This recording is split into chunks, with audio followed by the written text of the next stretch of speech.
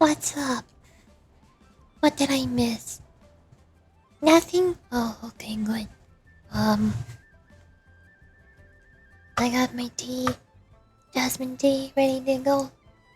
Oh, it's a little too hot. Maybe it's not ready to go, but in like 2 minutes, I gotta remember to put honey in it. So, first things first.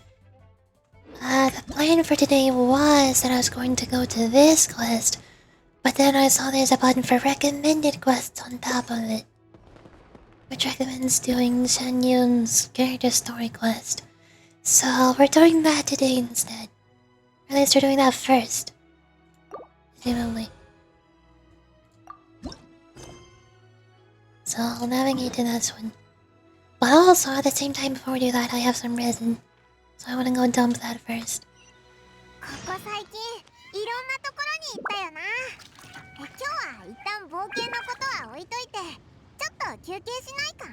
I don't think it's gonna be relaxing. I think bad things are gonna happen.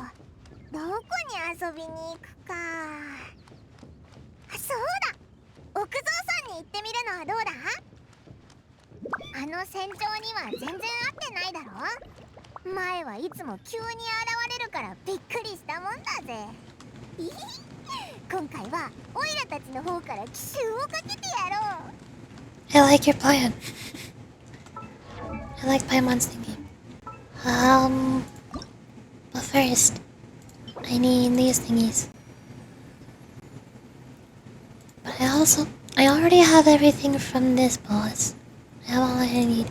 But also, from what I've heard, I forgot if she's in the next banner in 12 days. I think she is, but also apparently later on in the event, you'll be able to pick a guaranteed 4-star from VOA, which includes Yao Yao. So I want to try pre-farming some materials for leveling up Yao Yao, which is presumably a Dendro boss that drops these. Hold on, let me check. It might be the Dendro Cube or it might be the Dendro Chicken. I don't know. I'm gonna check the Tim. Or, no, maybe not the Tim. Hold on. I'm looking. Not that one. On Genshin's website, there's... Enhancement progression calculator. That's what I was looking for. I can search for Yao Yao.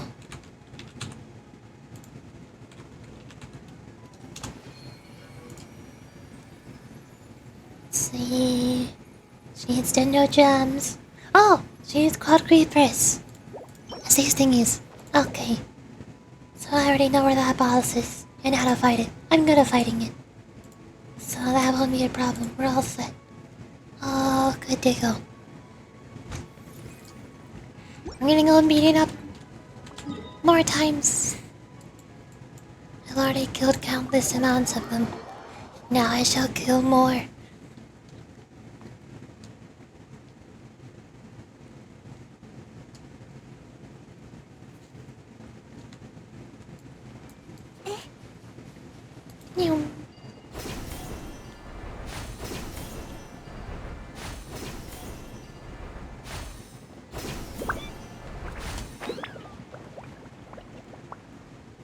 How long in? I've come to beat you up.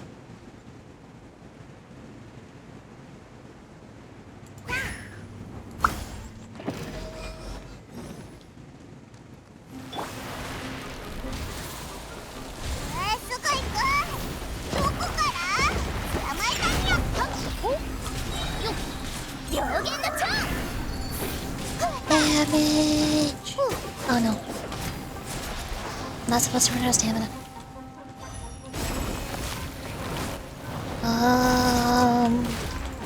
Burn out and burn. There it is. Damage!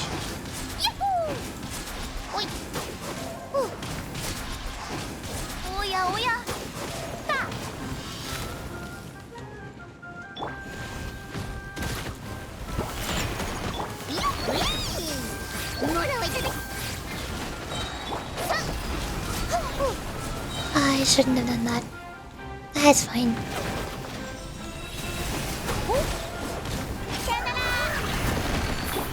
Hit it.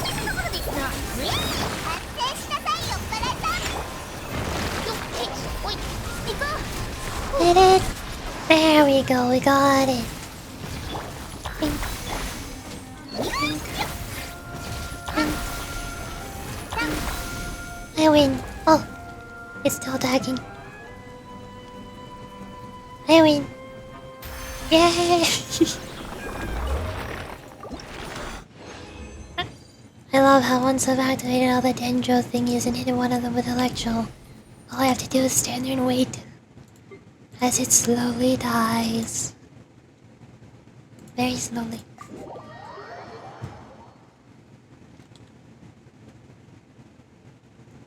See if I can grab this. Not it. I don't need you. Okay, now we're ready. I think. Wait, one more thing. Oh, that's not done. Well, it might get done from doing the character quest. We'll see. I don't know how many adventure point thingies it gives. What are they called?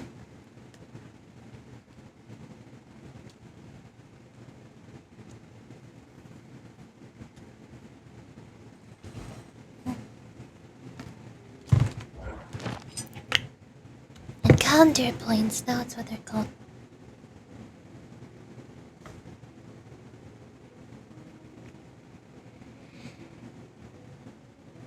I'm almost out of honey.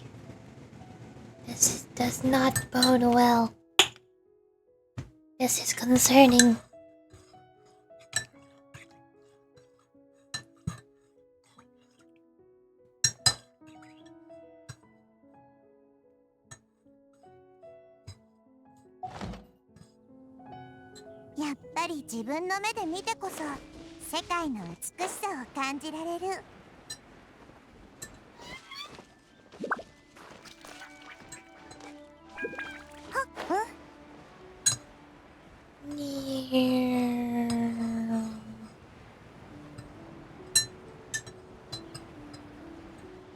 Oh, no. I've been kidnapped. Again. Here we are, right outside your place. Just to remember the first time we came here, we even brought offerings and everything. And when we told her the Rex Lapis had been assassinated, she immediately threatened to squash the Yui Harbor. I thought she'd be impossible to get along with, but now that we've spent more time together, she's really not like that at all. We probably don't need to bring any offerings now that we've gotten to know her pretty well, right? Still, Paimon's got some snacks around here somewhere, so if she really wants something, we can just use that. Oh, Yorichi, something caught your eye. There's her. Wow, what a pretty lady! She also here as a cloud retainer? Yes, definitely. That's not cloud retainer, because the promotional material did not spoil that. Not at all. Seems like she can also be a powerful adeptus. Yeah, you're right. All it takes is one look and you can tell she's someone special. As expected of that bird lady, really. She must have a whole bunch of adepti friends from all over the country. Okay, but if we're both friends of Cloud Retainer, then we're basically friends by association, right? Wanting to walk up to her and say hello? I'll leave the introductions to you. Helping you make more connections is part of Paimon's job as your reliable guide. Paimon's got this. Hello! Paimon, you scared off the animals. Paimon is Paimon, and this is Yurishi. Just everything in a nice tone. Oh, Paimon doesn't think we met, but we're also friends with Cloud Retainer. Maybe have the pleasure of learning your name, Madam Adeptus?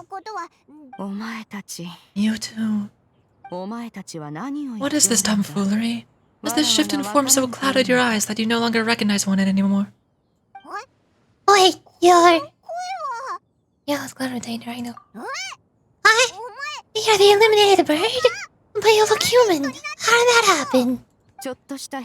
Owning human form is scarcely any test of one's abilities.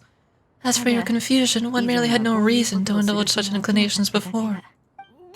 So, you're indulging us now because... Well, one has made plans to pay a visit to some disciples at Liyue Harbor. Taking on a human form for such a trip is simply a way to make matters less conspicuous. You're worrying about keeping a low profile? You're the one who likes to pop up out of nowhere all over the place. In fact, I can think of several examples. Like last year when you suddenly appeared on top of a roof without any warning. Or... Feels like Cloudatainer has her reasons, but doesn't want to discuss them too openly. I almost forgot, Paimon brought you some gifts. Hey, didn't we agree not to bring up that unless you asked? Oh, so you've taken care to follow the proper rules and etiquette after all. Most commendable. Cloudatainer tries, but fails, to look indifferent as Paimon does something. I can't read that fast. Yo, hello. Well, this is all Paimon's glad. You don't mind, right? One has never found oneself lacking in basic comforts. On the contrary, it's the gesture that one values above all else. So long as you've shown proper respect and consideration, the quantity or quality of the gifts is but a trivial matter. That kind of makes Paimon feel a little guilty for trying to keep them for herself. Anyway, where were we before you reminded Paimon about the gifts? Cloudatainer said that she's going to visit some of her disciples. Ah, right. So by disciples, you mean Ganyu and Shinhei. It's also been a while since we last saw them. Maybe we could come too.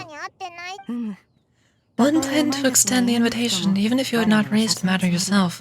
Shinhei and Ganyu should be quite pleased to see you again. However, one would first inquire as to the reason behind your visit here. You've caused to seek one's company? No reason in particular. Got bored. Paimon said we should. Yeah, we just found ourselves missing you and wanted to see how you're doing. We were hoping you'd tell us one of your stories. We knew we'd run into you in the human form while you were at it. Is that so? If there are no urgent matters at hand, then let us make haste for Liyue Harbor. Ganyu is likely still working at Yuehai Pavilion, so that shall be our first stop. Sounds great! Now let's all go to Liyue Harbor. Yay! Disaster has not struck yet. Ganyu's been quite busy with work as of late. One can count on one talon the number of times she returns to Mount Aokang each year. Shenhei has also secured employment recently. In her correspondence with me, she wrote that she'll have no need to return for the foreseeable future. Hold on. Hold on, just my audio. Turn down dialogue a bit. Since I'm talking over it.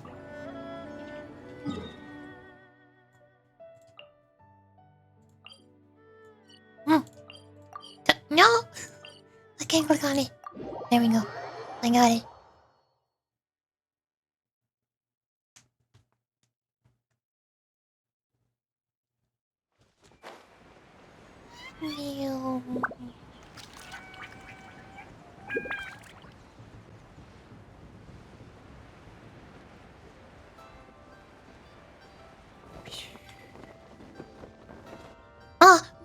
Oh no. I died. They didn't let me pull out my glider. We're almost at Yuehai Pavilion. Hey, do you think Ganyu will be shocked to see Cloudatainer like this? Guess we have no idea if Shinhei and Ganyu have ever seen her in this form before. Oh, wait, where did she go?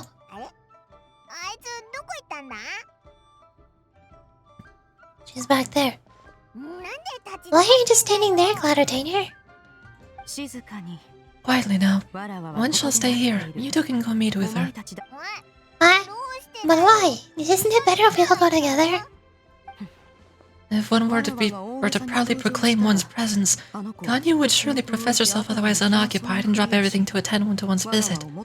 One fears that would only result in her staying up all night to make up for lost time. One does not wish to trouble her.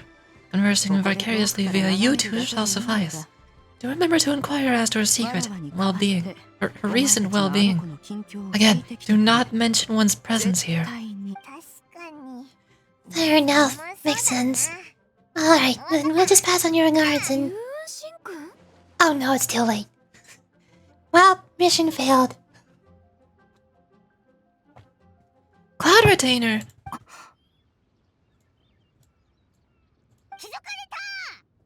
Busted! Is that lady someone you know, Miss Kanyu? She is indeed. I'm sorry, Hyushin, but can we delay the upcoming meeting for a little bit? I believe my schedule today is quite full. Although, perhaps I should move some work till later in the evening. Not to worry, Miss Ganyu. I'll make the necessary arrangements right away. Thank you, Hyushin.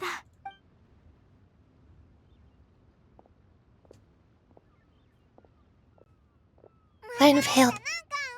It's been a while, Ganyu. Greetings! What brings you here today? And Cloud Retainer, too. It's been quite some time since I last saw you in this form. You're quite mistaken. One is not acquainted with this Cloud Retainer of whom you speak. One is simply a mere mortal passerby.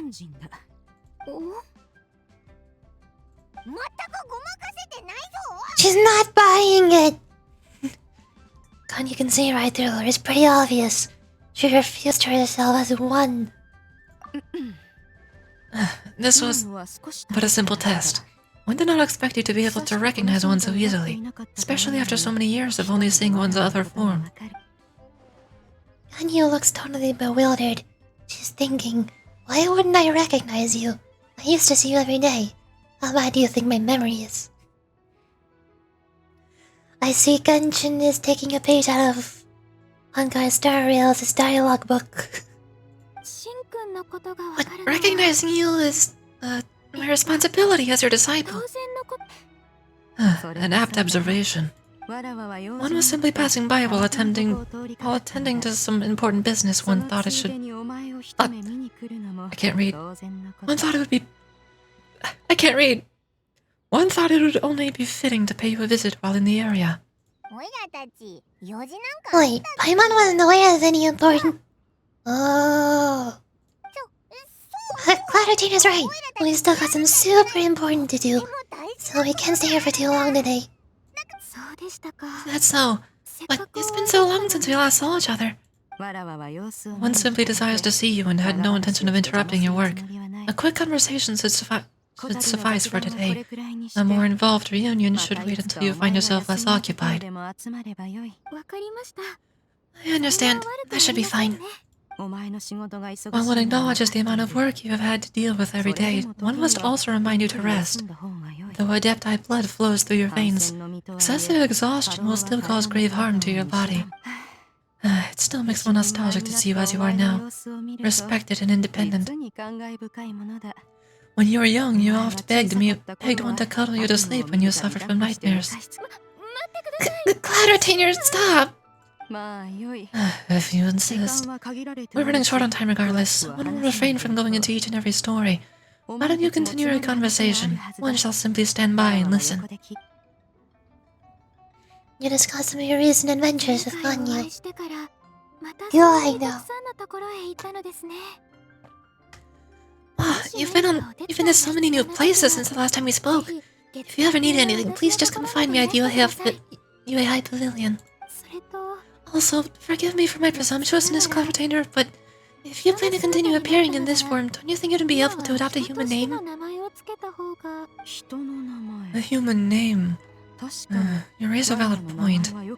Considering the sheer extent of one's renown, Cloud Retainer is surely too recognizable as a name. You really think so? And now that you're not famous or anything but that famous? You presume to know the extent of one's illustrious achievements. One would hardly think such a thing to be possible. Nevertheless, Ganyu's advice cannot be ignored. From this point on, when in public occasions, be sure to refer to one as Shenyun. Shenyun? I assume that's a reference to the full record of Pristine Pavilion. An adeptus of years past would rise with the clouds and rest with the moon.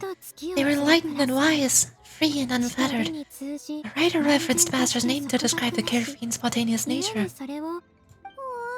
That sounds super cool. Paimon feels like only the most powerful Adepti could rise to the clouds and rest with the moon. Actually, those lines were originally written to describe Cloud Retainer herself. What? Wait, so you're really that powerful? And what of it? Did you truly take one to be nothing more than a bird bigger than the average size? Not exactly.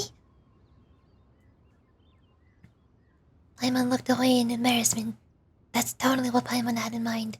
To be fair, Cloud Retainer rarely speaks of her past accomplishments. The tales of her past can only be found in ancient texts. It is said that once a long time ago, there was a severe drought in Liyue. Left with no choice, many people left their homes, while others spent day and night praying to the Adepti. Although I did not live through such tragedy, simply reading about it is enough to gain a visceral understanding of all the pain and desperation during that time.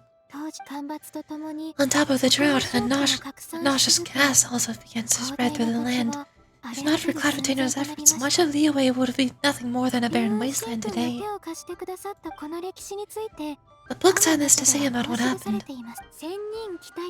Upon arrival, the Adeptus borrowed the wind to retain the clouds.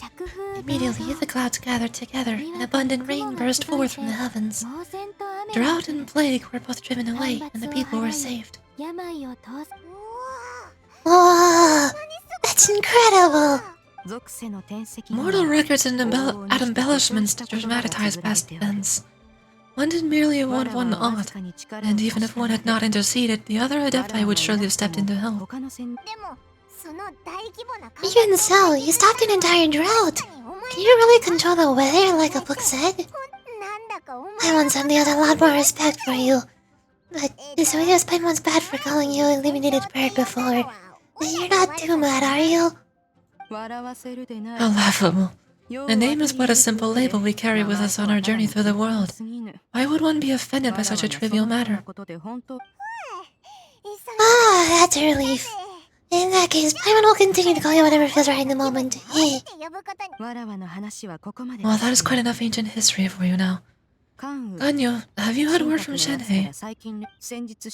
One has heard that she procured a job recently. Have you any thoughts on her workplace? What pray fell off her monthly remuneration? Moreover, does she find herself overly inundated with work? Is she allowed time off during Lantern Rite? Shenyun, are you being an overbearing mother right now? Is that what this is? That's a lot of questions! There's no cause for concern, Cloud Retainer. I introduced Shenhei to her employer personally. Wanmin Restaurant's business has been booming recently. Chef Mao being swamped with customers, and Shangling still often out in search of new recipes. I introduced Shenhei to staff the restaurant. I see.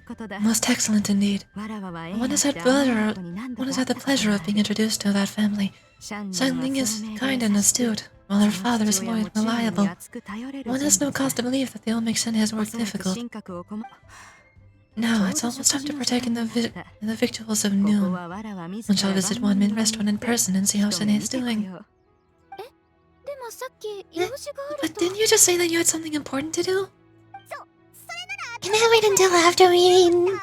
You may return to your work, Ganyu. One shall see to this matter on one's own. There will be many an occasion to dine together in the future. One is certain the opportunity shall present itself most readily. Of course. Cloud Retainer, please take care. Yarashi, Paimon, I'll see you some other time. See you around, Gayu. Paimon was pretty quick on the uptake there, don't you think? Yes, you tried your best, good job. Considering they mentioned important business to attend to, Paimon realized that you were just looking to cut the conversation short and not take too much of Ganyu's time. Is Paimon right? No, in fact, it was not an excuse. One is indeed visiting Liyue Harbor for an important purpose. Wait, for real? The moment is not yet upon us. Still, the truth will be revealed to you in time. Wait, she really seems to be playing up the whole mysterious adeptus thing right now. Is it because we just heard that cool story about her powers? No, I think it's because she's keeping it a secret from us.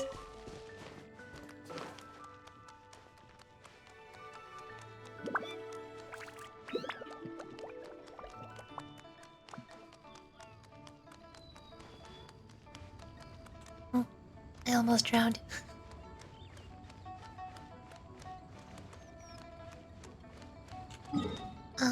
I can teleport there.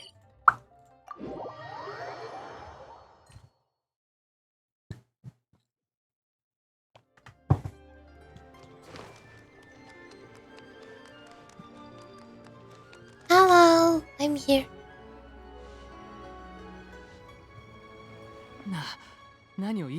You get what I'm saying, right? Yeah, how can I not? Not even fine food is enough to distract from the presence of a fine lady. I'm far more interested in getting her details than ordering any dishes. Hey, how about you ask her? You do it. No, I think you should. Wait, she's coming. What can I get for you two today? Greetings, miss. I was just wondering if you'd be willing to... What would you like to order? 2 servings of more of me to go. Good chat, bye.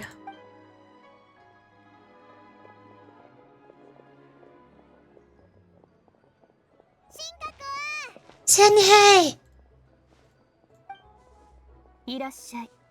Welcome. It's been a while. May I take your order?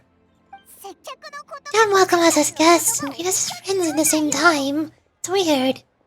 It's been a while, Senhei. And this is... Then this is Miss Shangyun. What? Master? Wait. One does not recall ever revealing this form to you before. How were you able to ascertain one's true identity with such ease? I've trained and lived with Master for more than 10 years. I would recognize you no matter what form you take. Is something the matter, Master? Hardly. Well, hardly. One simply learned of your employment from your letter and came to check on your well-being. And check on great foods too. Indeed. It's almost lunchtime. My apologies. I'm still on the clock and can't talk for very long. Well, if it isn't Yoriji and Paimon. We're here for Shenhei? The lunch rush isn't in yet, Shenhei, so I've got things covered for now. Go ahead, sit down and enjoy some time with your friends. I'll let you know if things pick up. Thank you, Chef Mao. Woohoo! Well, that went smoothly. Where? I snuck around. I'm getting stuck.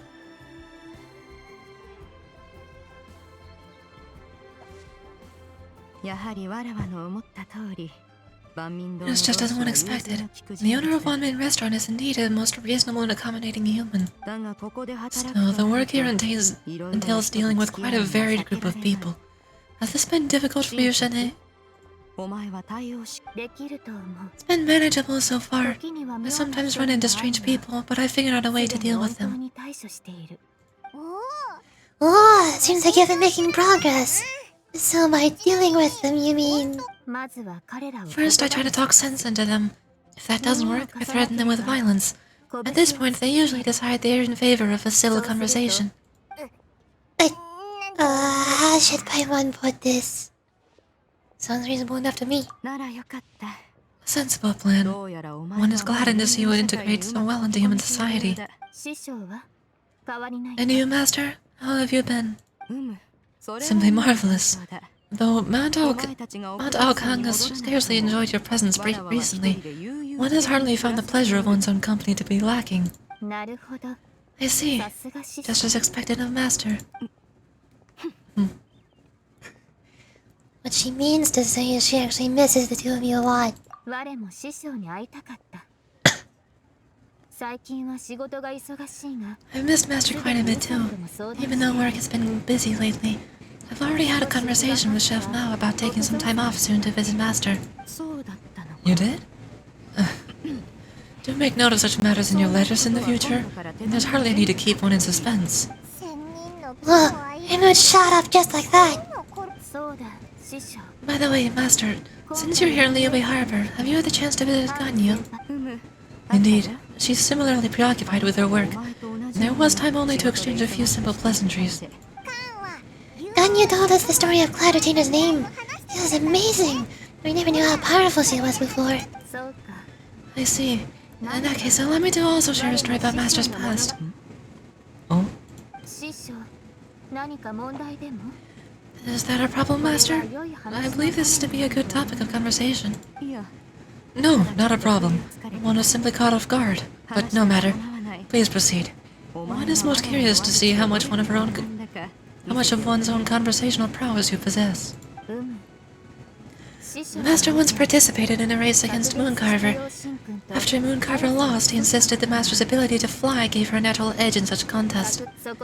In response, Master agreed to forgo flying in return for being able to use one of her own devices in the race. Mooncarver accepted, only to find Master with a brand new device on the day of the contest. So what kind of a device was it? It was a mechanical vehicle made out of iron. What was it called again? An electro-powered bicycle? You refer to the bicyclical Thunder Flash Mobile. One spent 49 days conceptualizing and crafting it.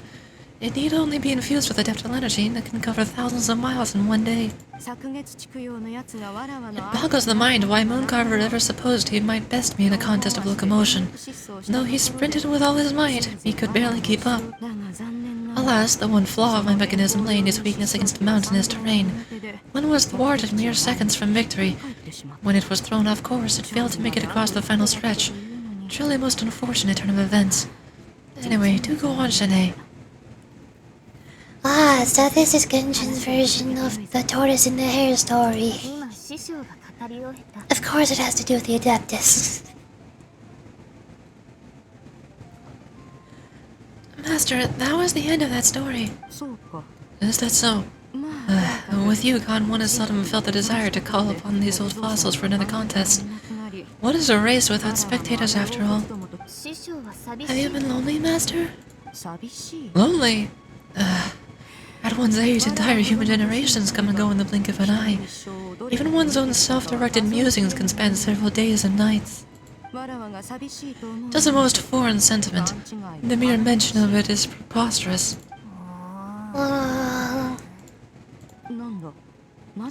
What? What's the reason for you for that look upon your face? That's nothing. It's just, well, Paimon gained a lot of respect for you after listening to that story of you summoning the rain and everything, but all it took was a few words out of your mouth and it's like you're back to being that illuminated bird again. I was just a little bit confused. Which one of the two is the real Cloud Retainer? To me, they're both, Master. One is the Master that is widely revered by the people, while the other is the Master that I respect and adore.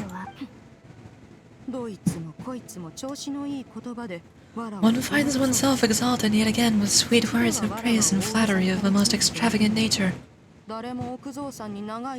You chose to exalt one with your words, yet you refused to grace Mount Kong with your presence for any extended period of time.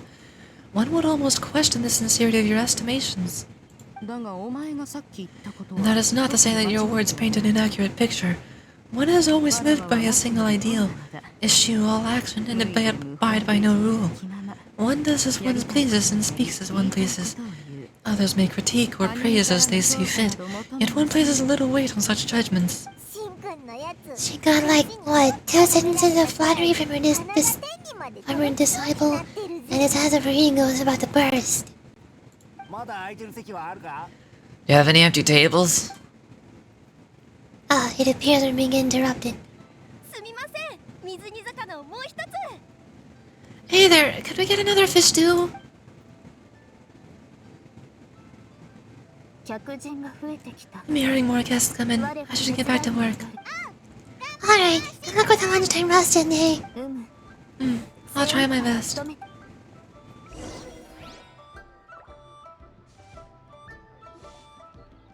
As more and more guests begin to trickle in, Paimon takes the opportunity to order a whole array of delicious dishes. Because of course she does. So much yummy food! Paimon's gonna feast! Is this food to your taste, Clouditator? One is fond of all kinds of delicacies and delights in the multitude of flavors. The dishes here demonstrate no shortage of culinary skill. Their unique flavor profile has left one more than satisfied. In fact, one has been struck by quite a fit of inspiration. One has already begun to conceptualize the next generation of supreme cuisine machines. Everything is so tasty! A bit 200 times, but still super tasty! I'm sorry, miss, but our tables are full. Should we try somewhere else, Granny? But it smells so delightful. Can we really not eat here? My poor legs can't go on for much longer. Well, you could always check with some of the other guests and see if anyone's happy to share a table. Okay, I'll ask around. Yo, we got spots here. What else we're talking about Adeptus stuff? Excuse me, would you mind letting us share a table with you? There are no empty tables left, so... Ah, well, Paimon doesn't mind. What about you guys? As long as you don't mind our chatter. Great, thanks so much. My name is Shinyu, and this is my granny, Yondai. Granny? Yep. Is there something wrong with that? No, Paimon's just a bit surprised. She looks so young. Paimon, are you seeing things? Yeah, a lot of people compliment Granny on her youthful looks, but she's actually much older than she appears. She looks pretty old to me. What's going on here? Do you two know each other? What's going on here? Granny, why don't you take a seat? Come on, it's not polite to stare. Have we met before? No? Tis a fated meeting then. Please, take a seat. What'd you like to eat, Granny? I can order for you. I want raised earthworms. They always pop up out of the ground after a rainstorm. Excuse me, what? No, not this again. Granny, there's no raised earthworms on the menu. Raised earthworms? Well, that sounds weird. Do people actually eat that? Can't hurt to ask, I guess. Right, that's what Paimon was thinking too. Need any help? Help? Do you mean with Granny? Thanks, it's nice of you to offer. Granny has pretty bad dementia, so her memory is getting worse all the time. She's always saying things that sound kinda confusing. Actually, her memory's been bad ever since I was little, but it's gotten so bad lately that I don't even have to remind her who I am every morning. What about your parents? They died young. It's just me and Granny now.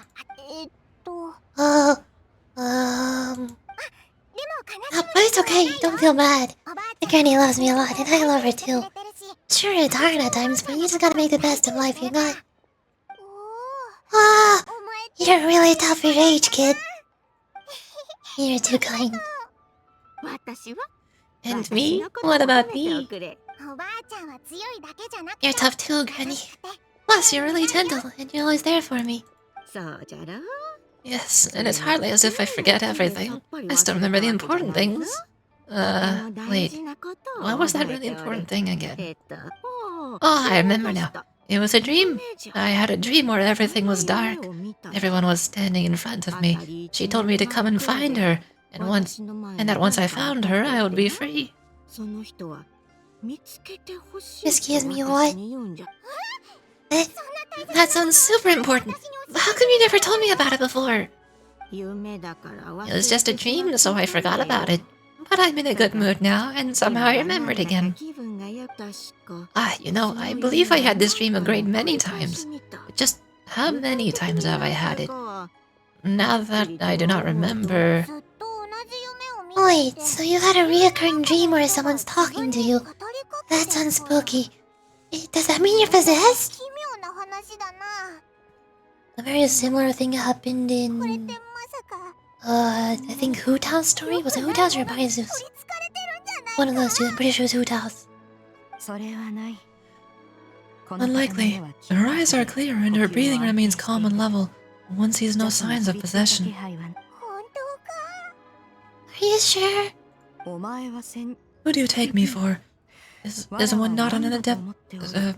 Am I not an expert? Ah, you're right.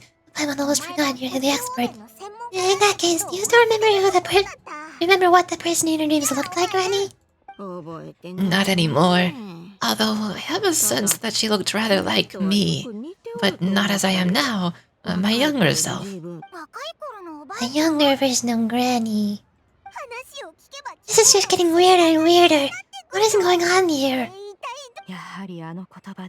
As one said, fate must have brought us together. You may leave the situation to me. Are you sure? So, what are your names? Paimon's a Paimon.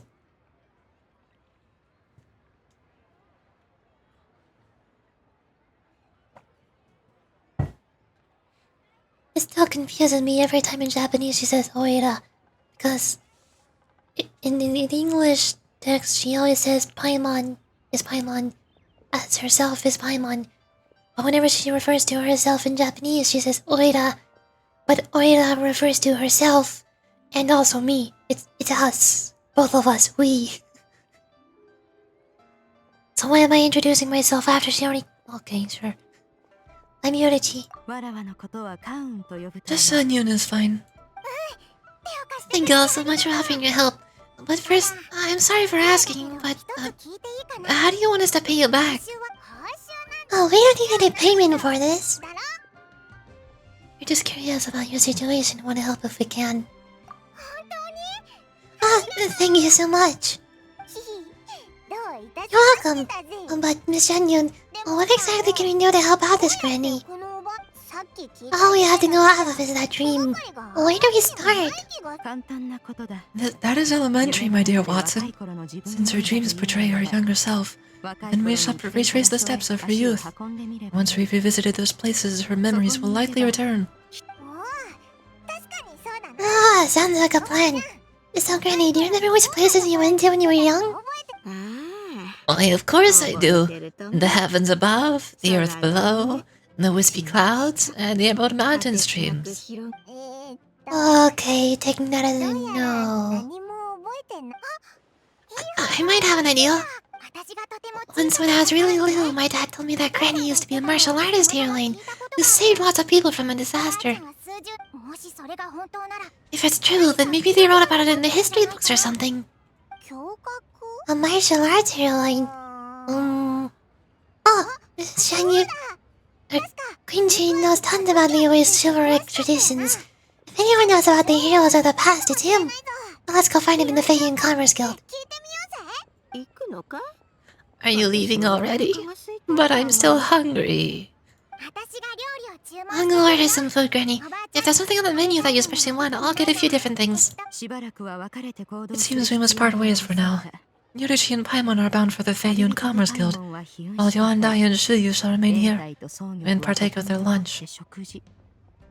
As for myself, I have matters to discuss with Streetward Rambler. Streetward Rambler? Oh, you mean Madame Ping? Precisely. Let us meet at Yujing Terrace once you are ready. I still don't understand what was up with Madame Ping. She was just kind of acting really suspicious when I talked to her. Apparently her shop is really suspicious. I feel like it's either some kind of drug shop or some kind of black market. I don't know. She's weird. I don't trust her. Anywho, hello. I'm here now.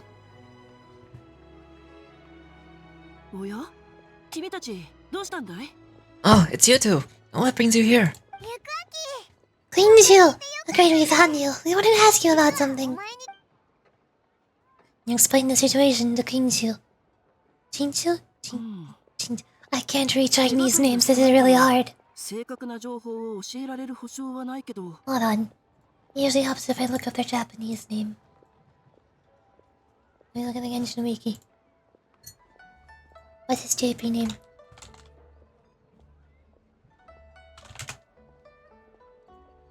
Kinchu? Where is it? Where is it? It doesn't say. No way. Other languages. Yukuhaki. That is an entirely different name. This doesn't help much. Never mind.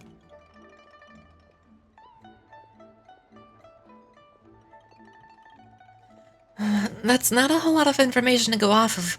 I don't know if I can say for sure. Anything is helpful and appreciated. I can't pinpoint her identity from your description alone, but considering her age, I'm reminded of a nameless heroine who was featured in various chivalric novels. Nameless heroine? That's right. The novels often spoke of a great drought from 50 years ago. As the people suffered, the nameless heroine appeared and began to clear away evil spirits in bandit camps. The people idolized her, but never learned her name.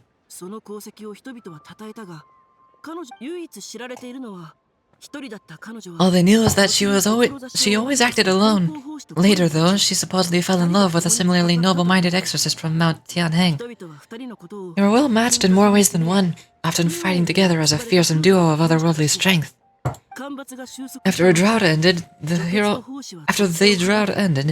heroine and exorcist left the public eye and began living a reclusive life in the mountains. All that remained were tales of her incredible accomplishments. The way this nameless heroine faded from fame into obscurity later in life is not too dissimilar from Miss Yuande. I hope that's somewhat helpful. Thanks a lot, Shinchu. Well, you know it would be worth talking to you. It's nothing at all.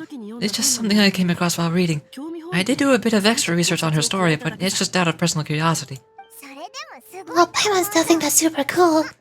Oh wait, Shinchu, if you read up on her, do you know of any places often associated with her? Let me think.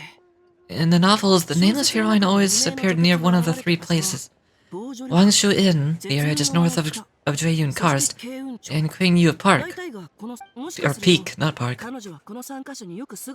Perhaps the real-life heroine who inspired the character was also often seen near those three places, and that would explain why those locations appear in the various novels written about her.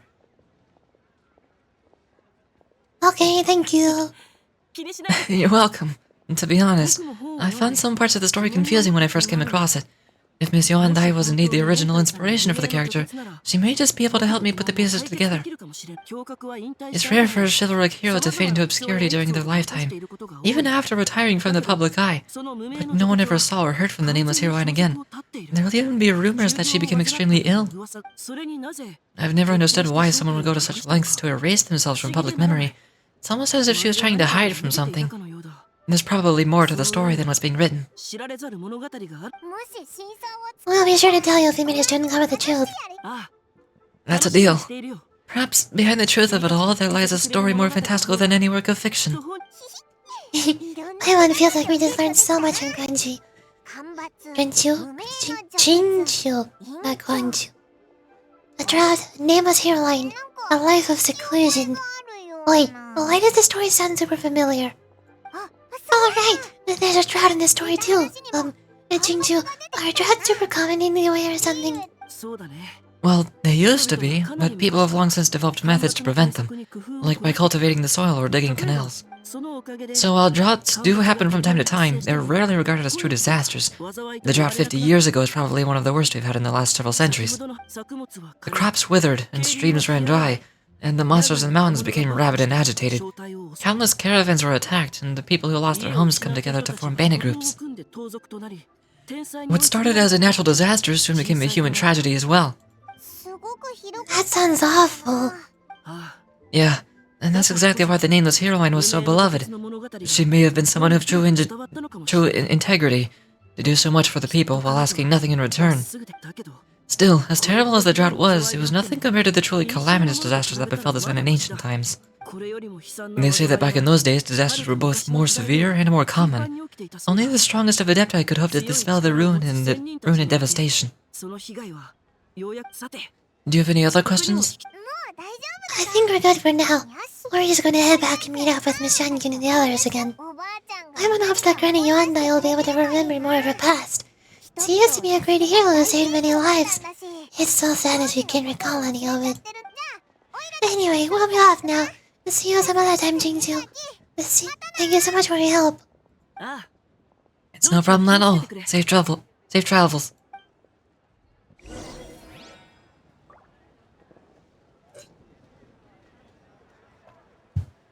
Oh. When did this happen? Okay, I'll take it.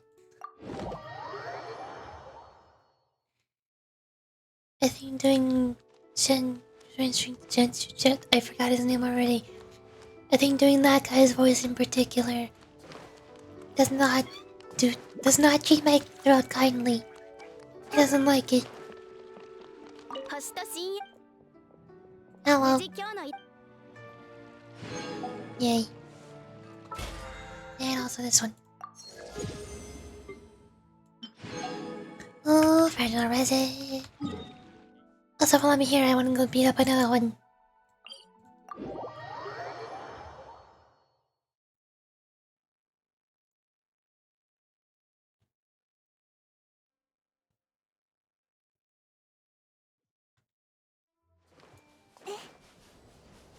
We're gonna go beat up another Dendrofield. Because I still have resin. And since it takes 2 minutes to respawn, I can spend those 2 minutes going back to the quest.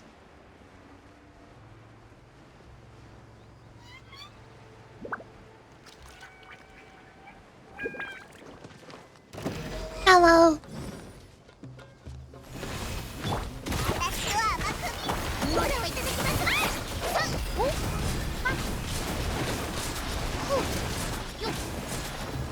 No.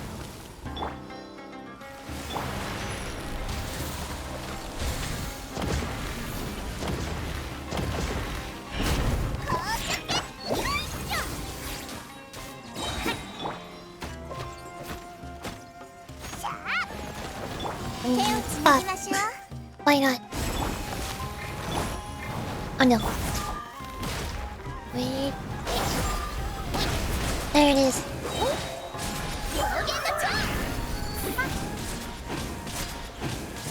Damage! Nice.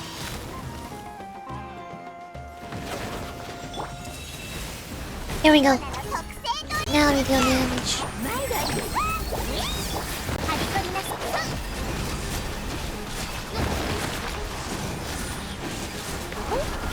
No, not enough. So close yet so far.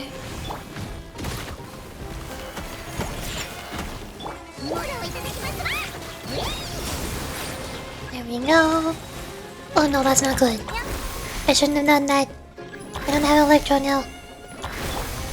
Never mind, I do. There it is. We got it. Yay!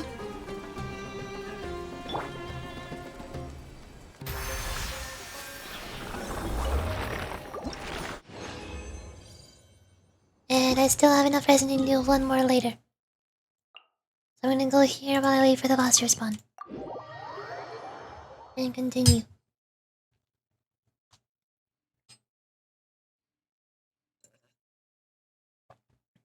I'm also gonna need to refill my water in a bit.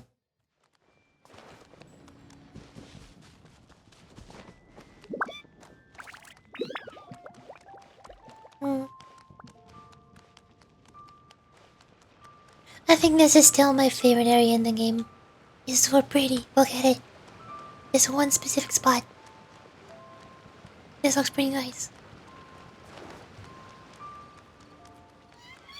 Every time I run past it, I'm like, ooh, ah, wow.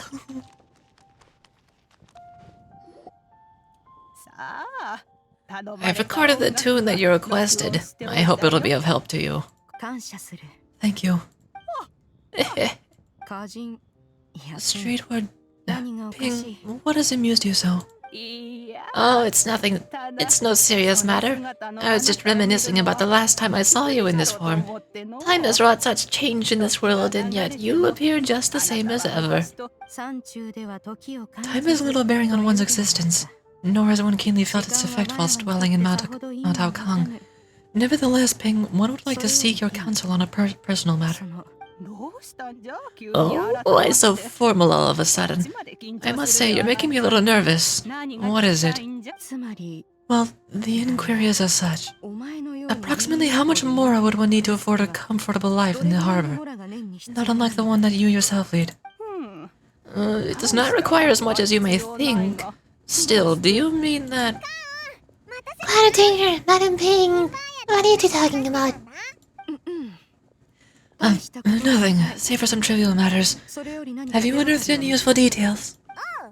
Going to has a theory, but let's see if everyone Shiyu and Miss Yu and I have joined up with us again. You and I soon arrive at the scene by one realize Jinchu's theory. Jinchu's theory. I'm bad at names. Do not be troubled, young lady. Here, have some tea.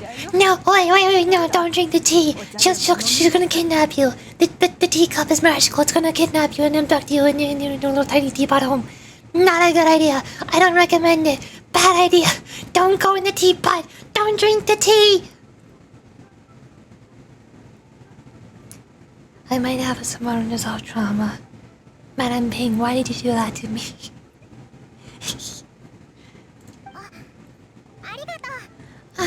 Thank you so much. What do you think, Shiyu? Does it match up with what you know of your granny? According to the story, the nameless heroine eventually fell in love with an exorcist from Miss Tanyang. Maybe that's my grandpa. I don't have any memories of him, but there was this one time I found a box in our attic full of a bunch of weird sigils. Hold on. Bing. There we go.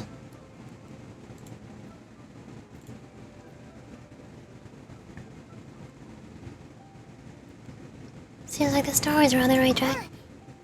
I think so too. Granny might remember something once she's returned to a familiar place. What marvelous tea. I can taste the new sweetness in this cup. It's as if I was taking a stroll in the mountains, thoroughly one with nature and at peace. Is that so? Then please drink as much as you like. There's no need to hurry. At our age, it's always nice to slow down and take time to appreciate pleasant conversation among friends. Thank you. Let's rest here for a little while then. Okay, since we have the time, could I ask you something? Sure thing! What do you like to know?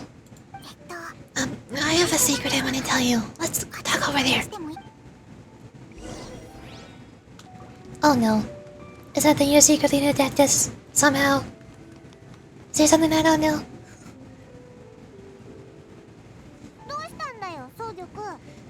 What's wrong, Shiyu? Well, I've kind of been meaning to ask ever since we started talking at the restaurant, but are you guys all adepti in disguise? How about that? Why do you say that? Well, you guys just seem super special. Plus, I think I might have heard Miss Genuine call herself an adeptus. It must have been a slip of the tongue. Miss Genuine, since you were the one who misspoke, maybe you could explain to Shiyu what you really meant by that?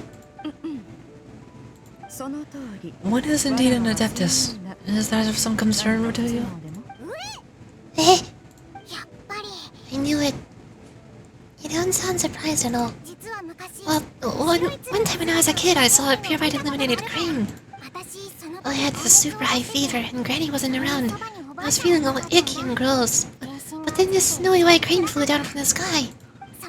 She put me on her back and flew me to her cool adeptus house and fed me some sort of magic potion. When I woke up, I was already back in my bed and my fever was gone. I want more art like this. More illustrations. This reminds me of, when Ho-Ho was telling her backstory in Honkai Star Rail. That was one of my favorite illustrations in both Genshin and Honkai.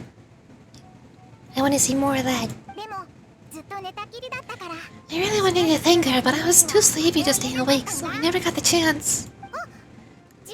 So, so I just kind of want to ask if maybe any of you have ever met an adeptus like that.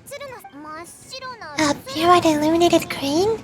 The only two we've ever met are blue and white, and black and brown. Have you ever met one that's pure white, Cloud Retainer? Never has one met an adeptus with such features.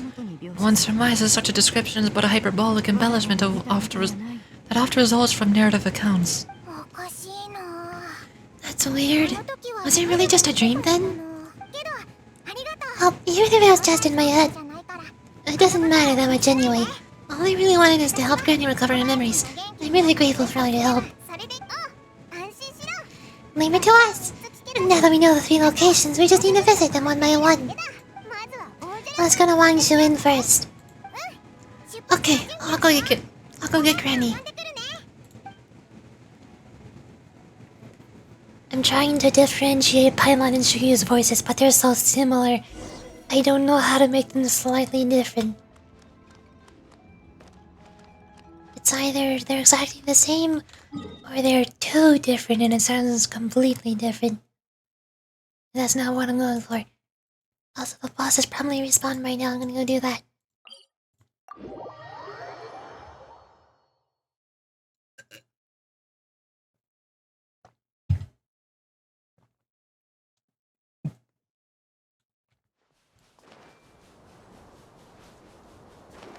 You. This might be the last one for today, unless I feel like using fragile resin. Maybe, maybe not. I don't know. We're gonna find out.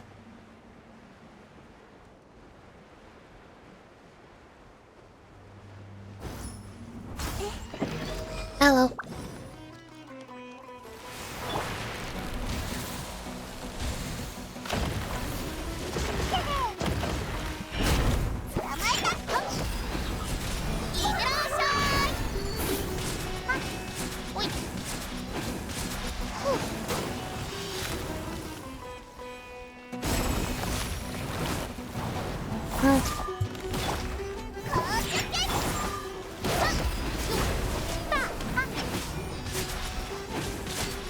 Damage.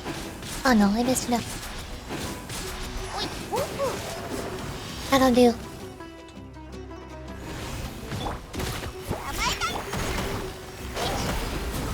No, wrong way. Dang it.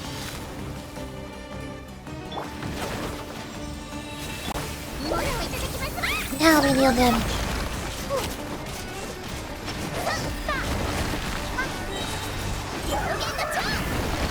Come on! Almost! There it is, yeah! No.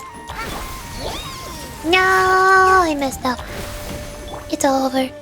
It's all over. Oh no!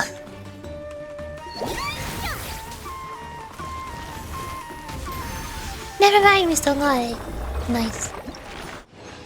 Just barely got it, I think.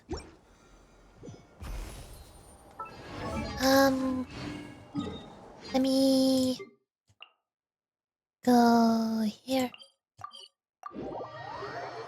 Probably don't have enough, but I just want to check. I want to check if I can make another 5-star jade gemstone thingy make doohickey.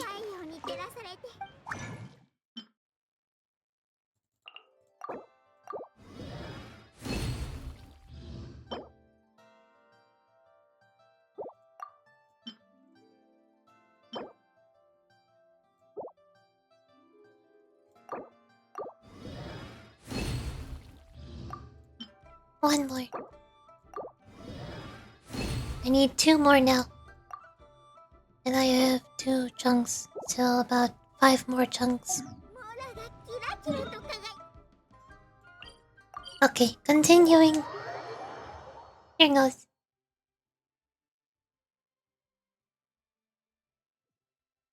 Oh, I've been kidnapped. Wangshu Inn. Do you remember this place, Granny? Yes, the fish here is very delicious. And if you look out into the distance, you can always spot a bird that's been left behind by its flock. I believe I used to have a room here. It had a window. Yes, I spent a lot of time looking out that window. Which room was it again? Let me look. I'll come with.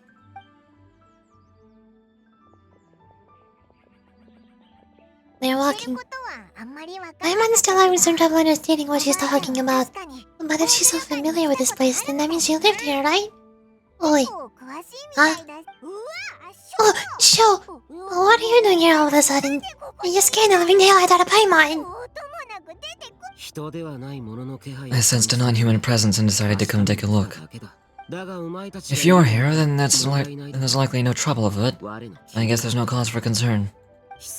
It's been a while, Cloudretainer. I see you've returned to your previous form. You met with her in this form before?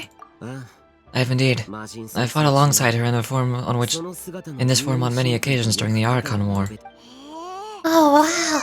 What was she like during the Archon War? Oi, I'm Paimon taking a guess. Was it anything like this?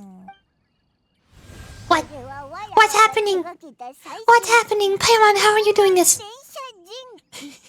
Paimon, how did you do this? What's going on?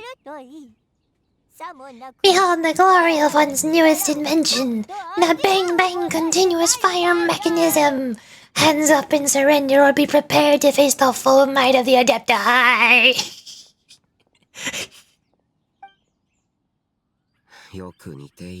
An impressive imitation. Paimon knows her all too well. Really?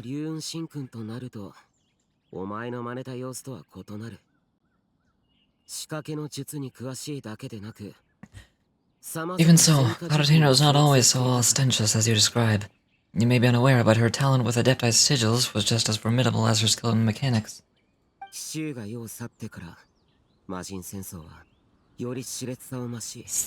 you say? What a coincidence. The Archon War reached its peak after Guishong's death. The Cloudretainer, who fought beside me in those devastating battles, was tactful and solemn, only speaking when she had to activate her sigils. Cloudretainer who barely talks. Paimon can't picture it. But what happened after that? If you were so powerful in your human form, why did you decide to take up your bird form again? Once one had bid farewell to the world of mortals, what use would one still have for such a shape? One dwelling between mountain and forest, away from the struggles and troubles of the mortal world, a mortal form is hardly the most fitting of choices. After the war, Cloudretainer retired to Mount Alkang, only revealing herself to the occasional visitor, and always in her avian form. Although I do believe there was an occasion some 30-odd years ago when she decided to don her human form. I believe it was for the purpose of... One believes there is little need to relive bygone matters. Annie, are you okay? Back then, at this place, How can we get them from here? Perhaps this conversation should end here. I shall take my leave now. Should you encounter any trouble, you need only call my name. However, given that you're traveling with Cloudretainer, I trust you're in good hands. Everyone, I think Granny is finally beginning to remember her past. Slowly now, calm your mind and recount what has been recalled. A long time ago, I stayed here to recuperate from my illness. What? So what Shinshu said was true?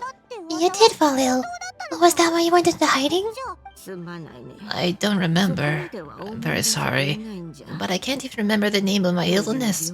The only thing I can remember is that it took a great toll on me, and there was no cure for it. I was confined to my room in Wangshu Inn, where I spent many days unconscious. I'd come to every once in a while and stare at the migrating birds outside the window. It was a solemn sight. I remember crying, but I'm not even sure I knew why. One day, I met a traveling merchant. Upon hearing of my illness, he sold me a bottle of soul revitalizing tea pills. He told me that the pills were concocted using Adepti blood and could be used to alleviate any symptoms. Sure enough, I made a full recovery. My illness remained dormant for several decades after that. So the dementia you're suffering from now is actually... Wait, but if your illness remained dormant for several decades, are you saying that what you're going through now is just a relapse of what happened all those years ago? And it was all thanks to the pills that you managed to keep the symptoms in check. Like, Paimon's brain kinda hurts. And do you remember anything else? I'm sorry, I don't. If only I wasn't so useless. Hey, you're not useless. You've done so much for me. Watching me grow up, raised me. How can you say that about yourself? Fret not, dear child. Jenny was just a bit frustrated, that's all. The recovery of a person's memories is a gradual process. Finding pieces of one's past is always superior to not finding anything at all. Let us make haste to the next location. Next location... Why don't we go to the area north of Julian Cars next? There isn't really a landmark there, so where should we start? Oh, the Paimon's got it. Well, let's check out the houses in the area first. After all, if she was there for any length of time, she would have stayed somewhere, right? Paimon's really got a thinking cap on today. At this rate, we'll recover all of Granny Yenda's memories in no time. Yes, that's how that works. Whatever you say, Paimon. And before I go there, I need to go and refill my tea. Or not tea, water. I'm gonna refill my water. I'm gonna be right back. Give me a second. Hold up.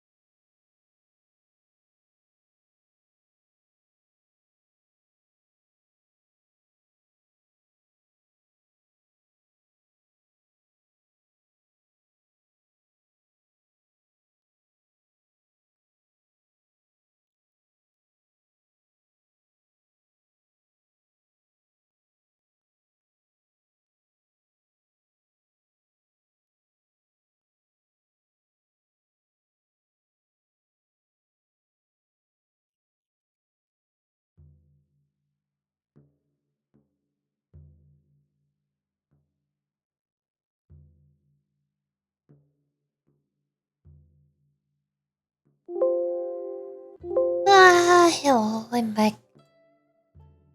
And also, let me hear. Hold on, I wanna test something. I want to test. I must see.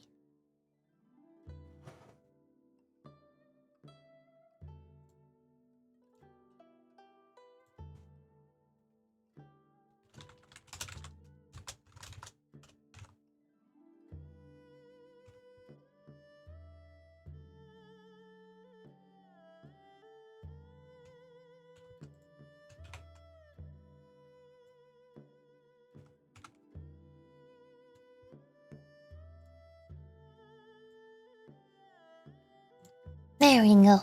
Nice.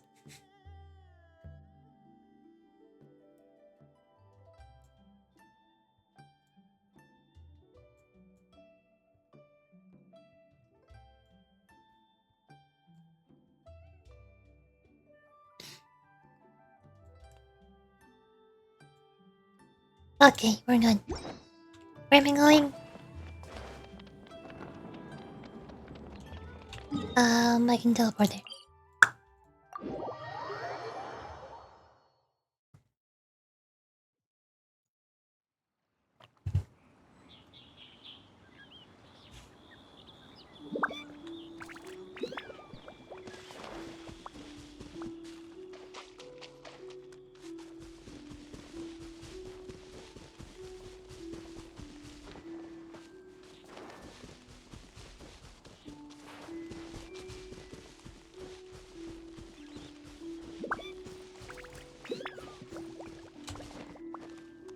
What?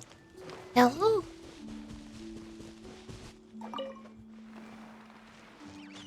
Hello? Okay. I got the weasel. Hello? Oh! Hello, why are you here? Oh, wait.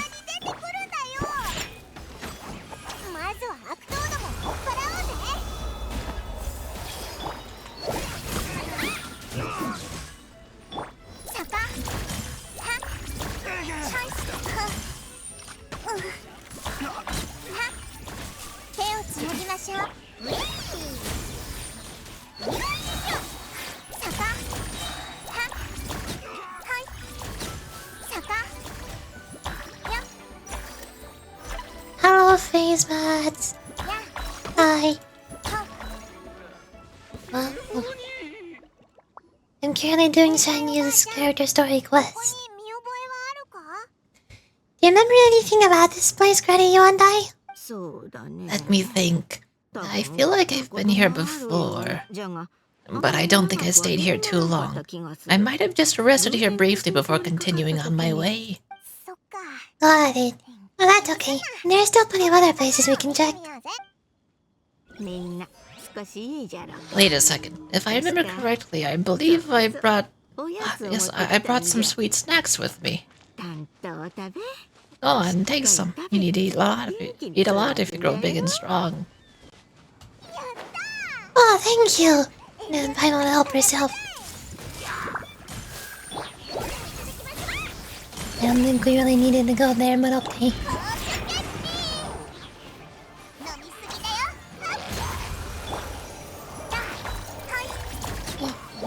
How's your day going? It's going good. I'm having a good day. Yesterday was a little eventful. Today has been uneventful. Yesterday, my favorite song artist released a new song, and it hit home a little too hard. It was way too relatable in every single way. If I could ever write a song, if I was capable of doing such a thing, that would have been it. That would be my song. Unfortunately, I cannot, so I'll just enjoy his song instead.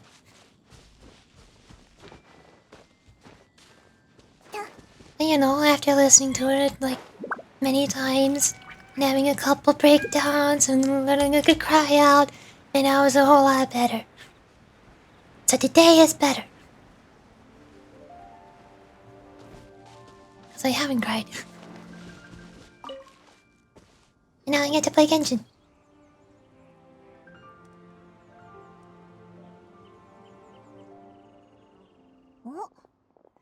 Paimon sees an abandoned house. Oh, why don't we take a break over there?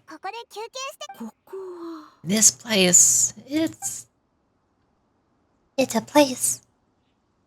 Yeah? Yeah, it is. Look at it. Ooh, ah. You remember something, Granny? I remember. Shuyu, this is where your father was born. It was a moonless night. I had been injured, so your grandpa was supporting me. We fled together with some being in the fog behind us in hot pursuit. Evil. I had exhausted my strength when the labor pains came on, so we took refuge in this house. Your grandpa set up a barrier outside, but neither of us knew if it could hold the monsters back. I remember that night. I remember falling to my knees, reciting a prayer over and over. I am alone the source of this sin. Punish me as you wish for forsaking my oath, but spare my innocent child. Sin. Oh. Did you do something wrong? I don't know. I don't remember. I only remember praying in the darkness with all my strength, until the sun finally rose again and the fog cleared out. Eventually, the house was filled with the sound of my baby's first cries. The baby was your father. I remember I clutched him tight to my chest and wept tears of joy. It was the first I'd ever felt such happiness in my life. My dad? He was my pride and joy, and so are you, Shuyu. You're so much like him, and I love you both so much. But you're always going to be different from me. What? Just what did I do? I don't care what you might have done, Granny. You'll always be the person I love more than anything. You're too sweet, Shuyu. I'm lucky to have you with me. If not for you, I would not have had the courage to come here, to try to remember what I've forgotten. Alright, let's not stand around any longer. There's one place left, yes? Let's go take a look. If one recalls correctly, the next place you should go is Queen Yu Peak. So you and I, how is your health?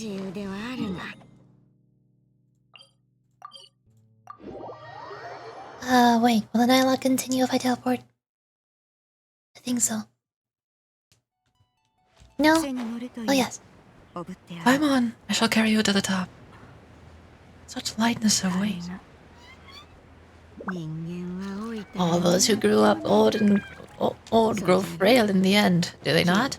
First you lose your memory, then your health. Eventually you end up losing everything. Oh! Okay, I'm here now. Ah, we're finally here. Does this place feel familiar to you, Granny Yondai? Let me see. How strange. Have I lived here before? Take your time.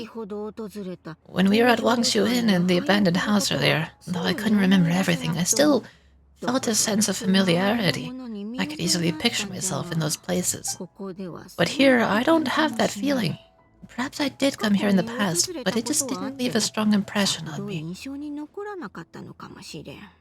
At this point, I'm guessing Yuandai is the pure white swan crane. Pure white crane. But she just doesn't remember. So she is an adeptus, like I said at the beginning. I knew it! I knew it! But did the stories get it wrong then? Can't expect them to get everything right. Yeah, that's true. But they're also the only thing we have to go off of. Paimon was hoping this place would jog Granny Yondai's memory just like the others. I'm sorry to disappoint you too. It's alright. We're not going to give up yet. We'll figure something else out. Just you wait. Thank you. If only I could remember. Pretty good at doing voice acting. Thank you. That's basically the whole reason why I'm streaming. I love doing voices. And why I'm playing Genshin, because there's a lot of dialogue that I get to read. It's fun. And I'm practicing, and I want to get good at it. I want to get better. Huh? That way. What's that mountain? Oh, that by my look. Huh? Isn't that Mount Aokang? It looks like we've come full circle. Mount Aokang. Mount Aokang. Granny, are you okay? Don't push yourself, Granny. It's okay if you can't remember. You shouldn't do something that makes you sad. Mount Aokang. What am I really? Mount Aokang holds some familiarity to you. It does, but I can't go back. Are you feeling unwell? My head feels all heavy and dizzy. So what is wrong with me? Cloud, Miss Yanyan, is there anything we can do? Let us go to Mount Aokang. But... Fret not, all will be well. You and I, you have already given more than enough to the pursuit of this endeavor.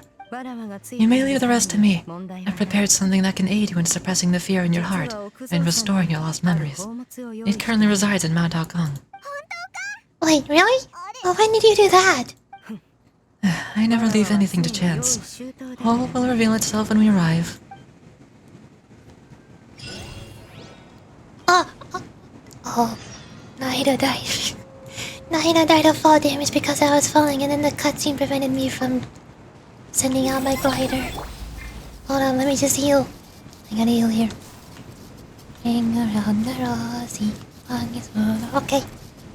Bingo.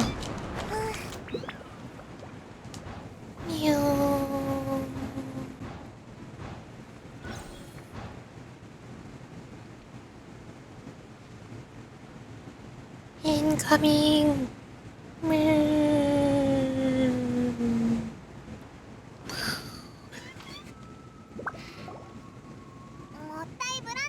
Come on, just tell Paimon already. What's this thing you prepared? Here, this is it.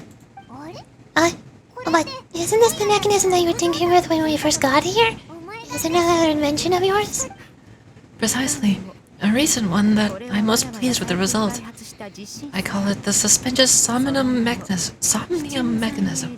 It periodically releases a soft breeze which, when paired with a gentle adaptable tune, can help the listener subconsciously relax, and even enter a semi-hypnotic state, soothing agitation and anxiety, relieving exhaustion and insomnia. Its potential uses are numerous indeed, and of course it can also aid in the recovery of lost memories. Whoa, what a cool gadget! But if you had it all along, why did you keep it to yourself until just now? We could have come to Mount Halcong right off the bat and saved Paimon a lot of floating. How preposterous.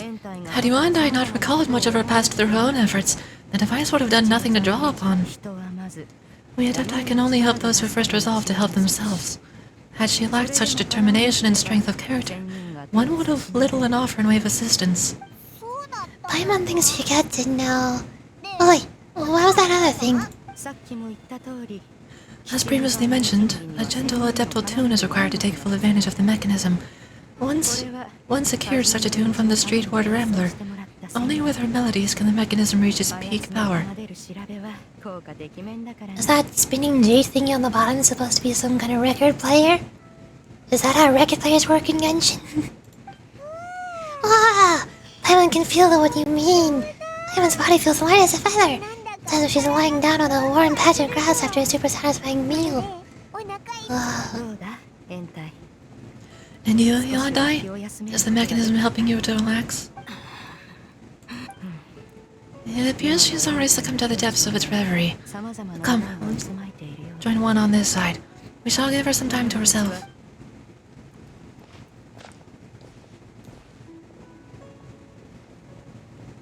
She's thinking. Stranger danger! Where do you come from? The drought is over, but why do you look like you want to cry? The potion, it's nearly run its course. I've never regretted meeting you. Not even for a second. Please, please no. Who, what, where, huh? Have you forgotten? This is the world you left behind. One of gentle breeze and morning dew, perfectly straddled betwixt the realms of heaven and earth.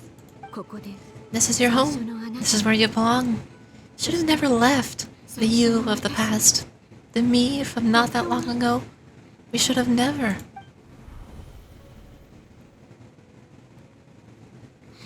I knew it. I knew it.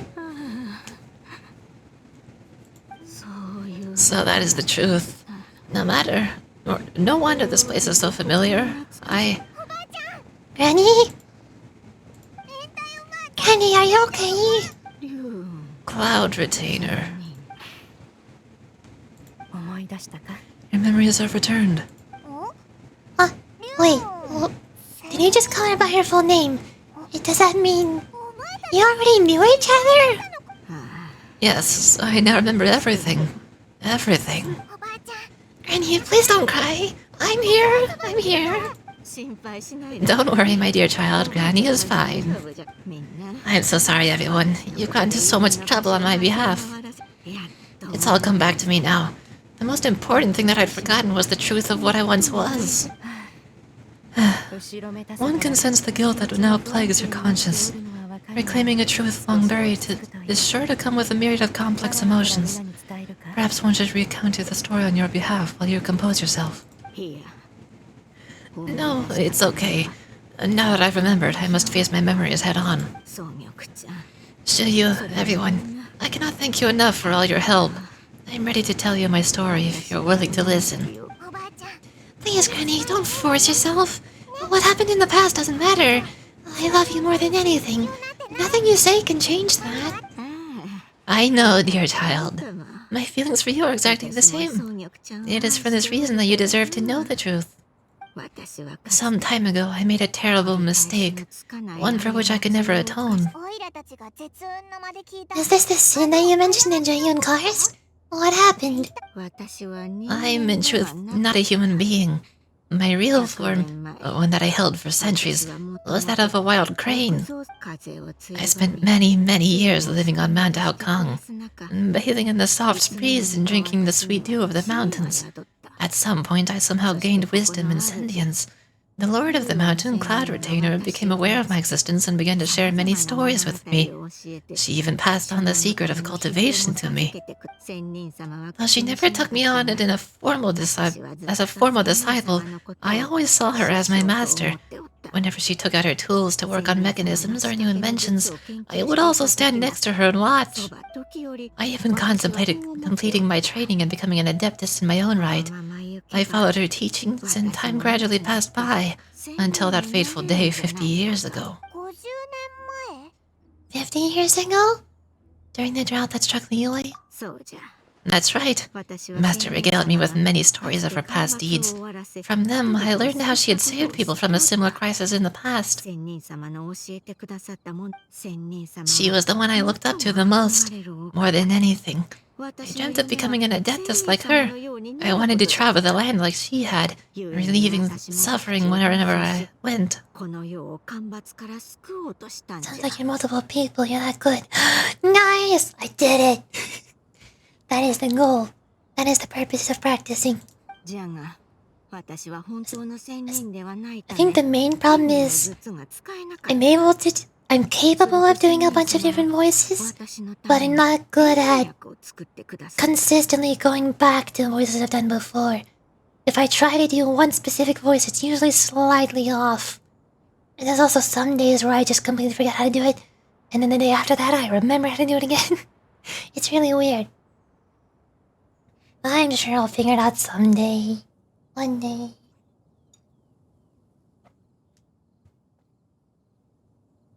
But I was still far from being a real adeptus. I possessed no ability to take on human form and fit in with the crowd. Once she learned of my desires, Master prepared a special dose of human mimicry potion for me. She warned me that the potion's effects would only last 10 years, and if I were to fail to return to my original form at the end of that time, I would forever forget my past as a crane and become something neither human, beast, nor adeptus. Oh no.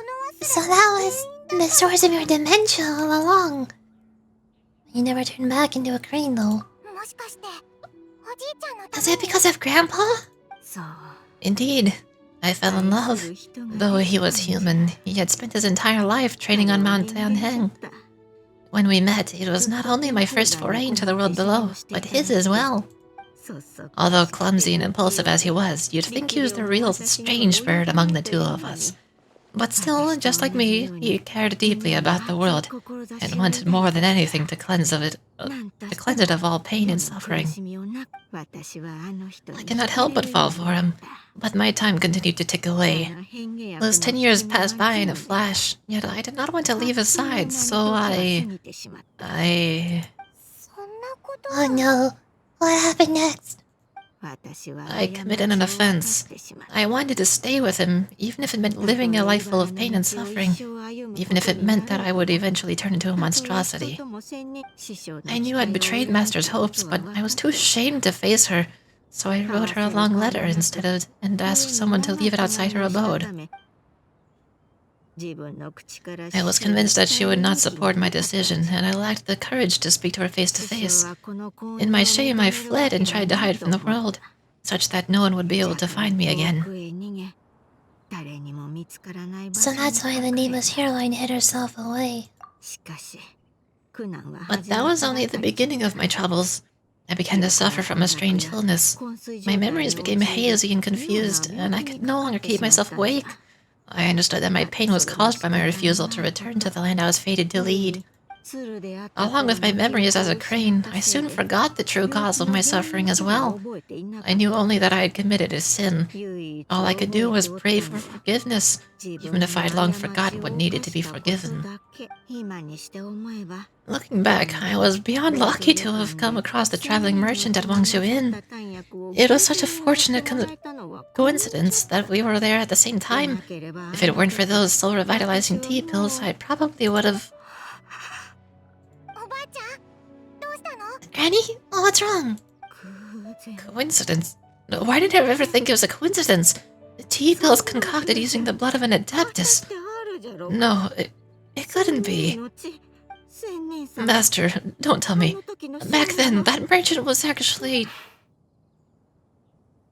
Human custom would dictate the conferral of gifts to be in order when one's progeny is wedded, would it not? Consider the pills a symptom of one's best wishes.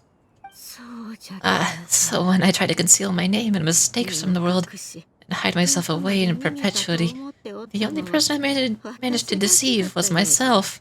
You know where I was all along. One still remembers when you were but a fledgling. You possessed a certain fondness for a particular game. You would hide yourself among a group of wild cranes and ask one to pick you out from among the flock. One found you with such ease every time. 'Tis a truth most evident. One always recognizes one's own, no matter what form they may take. Wait. The Paimon's confused. So, Clattertinger, you found Yuandai again. But how? When? And what happened after that? Perhaps it is now time for one to recount the rest of the tale. After I sip of water, then you can.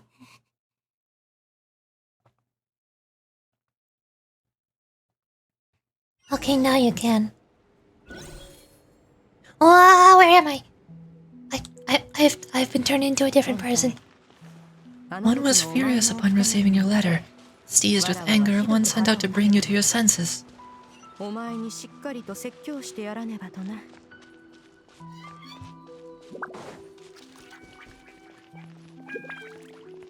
Pretty, wow. Oh. What?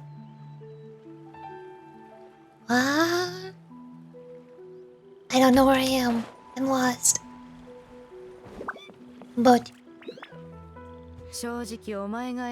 In truth, one had more than a few misgivings about your chosen partner. As an exorcist, his talent was lacking. One could hardly say his skill with sigils was any better. But soon, one came to appreciate the devotion he bestowed upon you during your illness. He never uttered a complaint and rarely left your side. Unwilling to begrudge someone of such character, one decided to overlook his aforementioned deficiencies, glaring though they may have been. Wishing to grant you a life without regrets, one gathered many divine ingredients and used one's own blood to create a form of medicine. Though imperfect, it managed to suppress the more dire effects of your illness. As for how to deliver the medicine, after much contemplation, one eventually decided to perform the deed oneself. One took great care to alter one's features and select the appropriate attire. Only after meticulous scrutiny did one finally set out for Wangshu Inn. As one expected, you were most ignorant of one's true identity. You showed not even the slightest inkling of recognition. Again, I love these illustrations. I wish Genshin and Honkai would do this more often in their cutscenes. One was quite torn. Should one have celebrated the success of one's disguise, or mourned the loss of your acquaintance?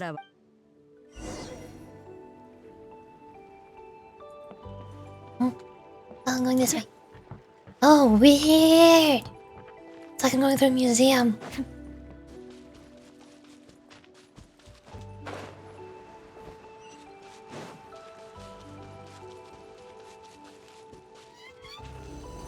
Magic.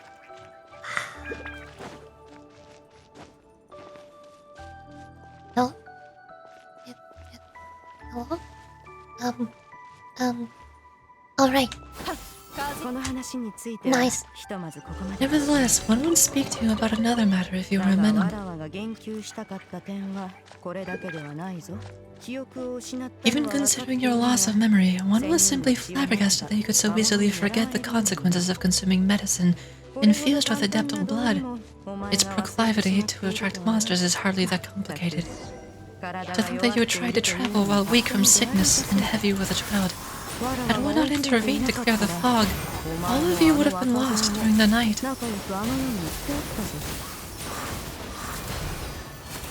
It's hard to do combat while also reading subtitles at the bottom.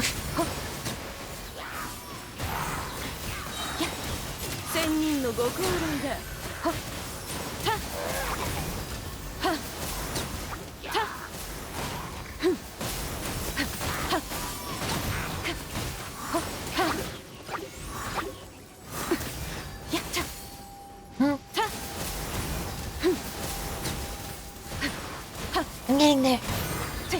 Working on it.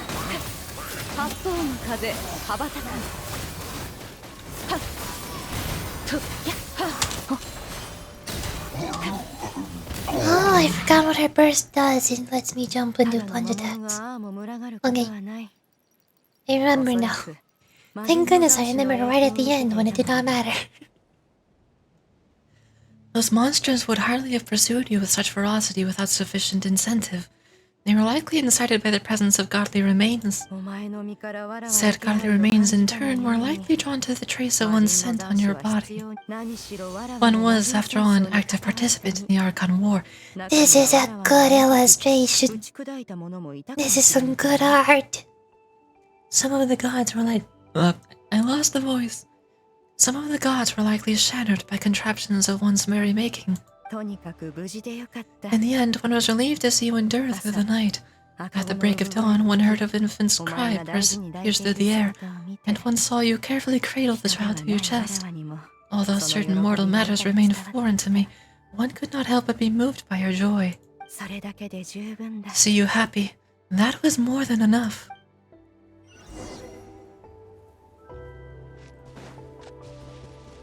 Again, this feels like a museum. This is like the second article in the museum. Now we're going to the next room to see the next article. Now you should have come. Oh, too fast. Wait, but if that's true, then the crane who took care of me when I was sick must also be... That... One had almost forgotten to recollect. I can't read that fast. Please slow down. Oh, hey. We're in town now. How did we get here? I don't know. Smooth transition. This whole area is still pretty. I really need to do more character story quests. They got some cool stuff going on.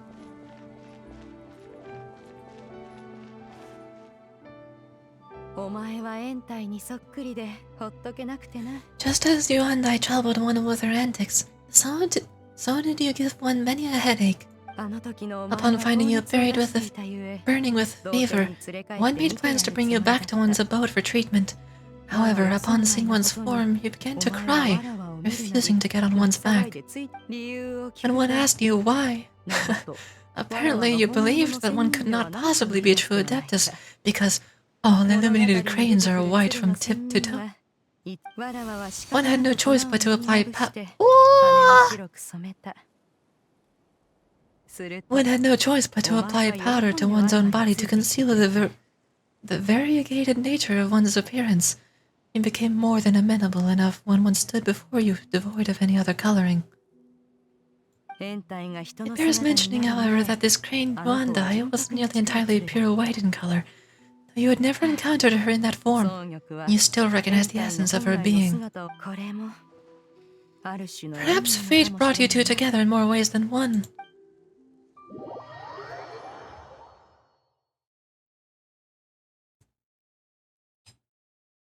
Water.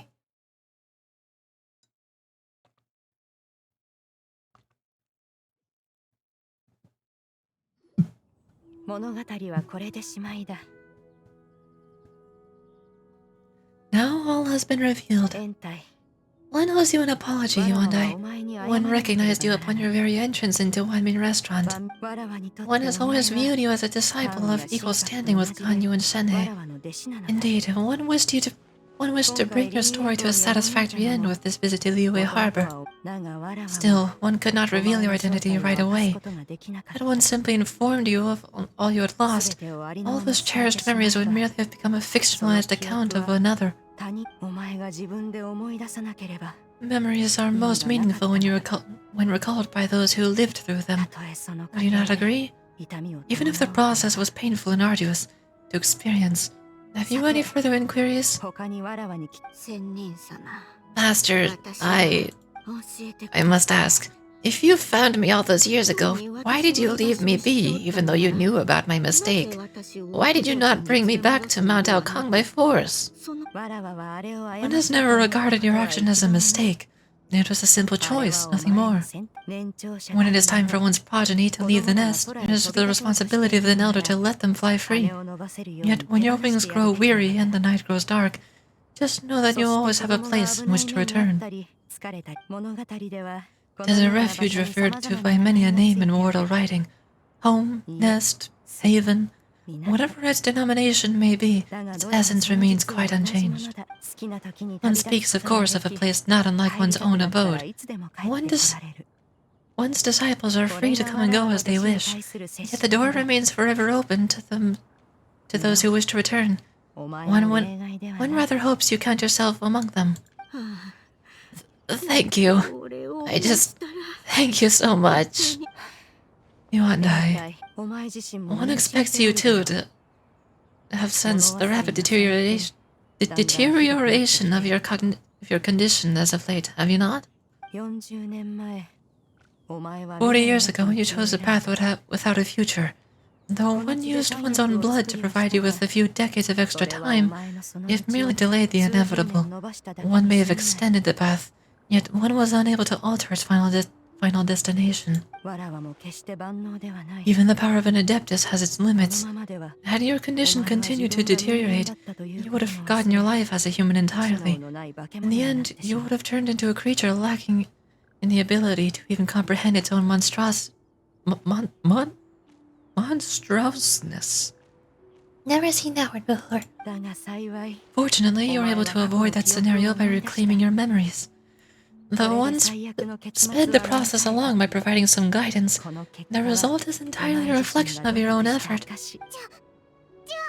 So, what's gonna happen to Granny? One will help her reclaim her original form as a wild crane. It'll be fated she may recover her sentience one day. She's gonna go back to being a regular crane, huh? Is there no other way? Master, you've already done more than enough for me. I don't know how I can possibly repay your kindness. This is a better result than I could have ever hoped for. How much time do I have left, though? Not long. The transformation is imminent. Granny, please don't leave, okay? You're all I have left. Please? Don't be sad, dear child. Granny has lived a wonderful life. My only regret is having to leave you behind. Don't forget to eat well, okay? A growing young lady like yourself needs lots of good food to grow big and strong. Promise Granny you'll take good care of yourself when I'm gone. I promise, Granny. I'll do whatever you say. Good girl, good girl. Don't worry, it's not goodbye forever. Granny's gonna become the most formidable crane in all of Mount Aokang. Granny will train day and night. I won't stop until I can turn into a human without having to rely on anything but my own power. When that day comes, we'll be able to live together again, you and I. How does that sound? Good. That's a good girl. Even though we won't see each other for a little while, as long as we both work hard, we're sure to meet again someday. I'll eat well, Granny. I promise. And I'll wait for you no matter how long it takes. I'll wait for you to come back. That's my good girl. Then Granny really has no more regrets. I'm so sorry, Master. Thank you for everything.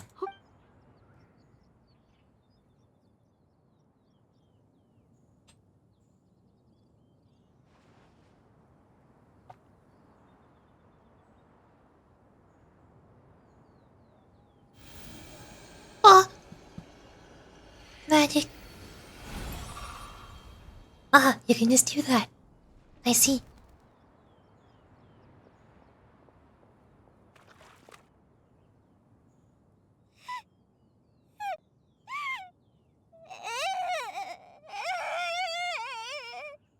Okay, so,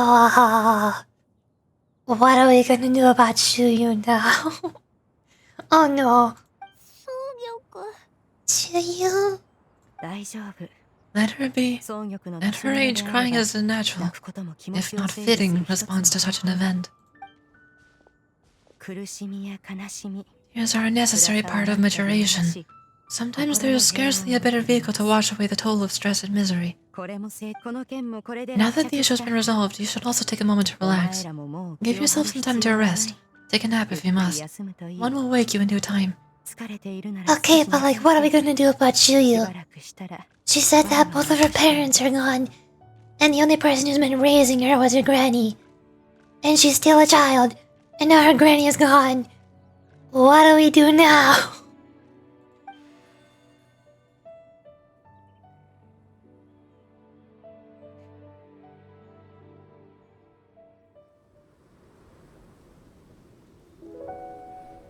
Oh, pretty.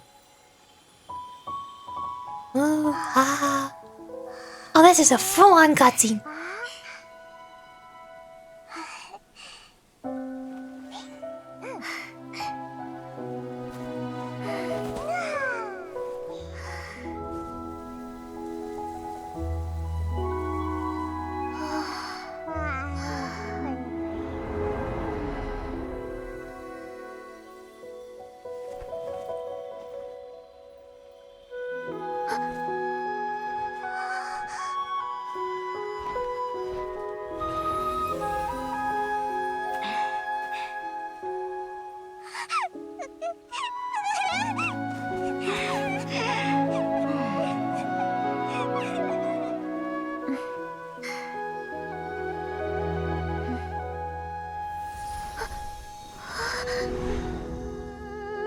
What? Excuse me, what are you doing here? You're not supposed to be here.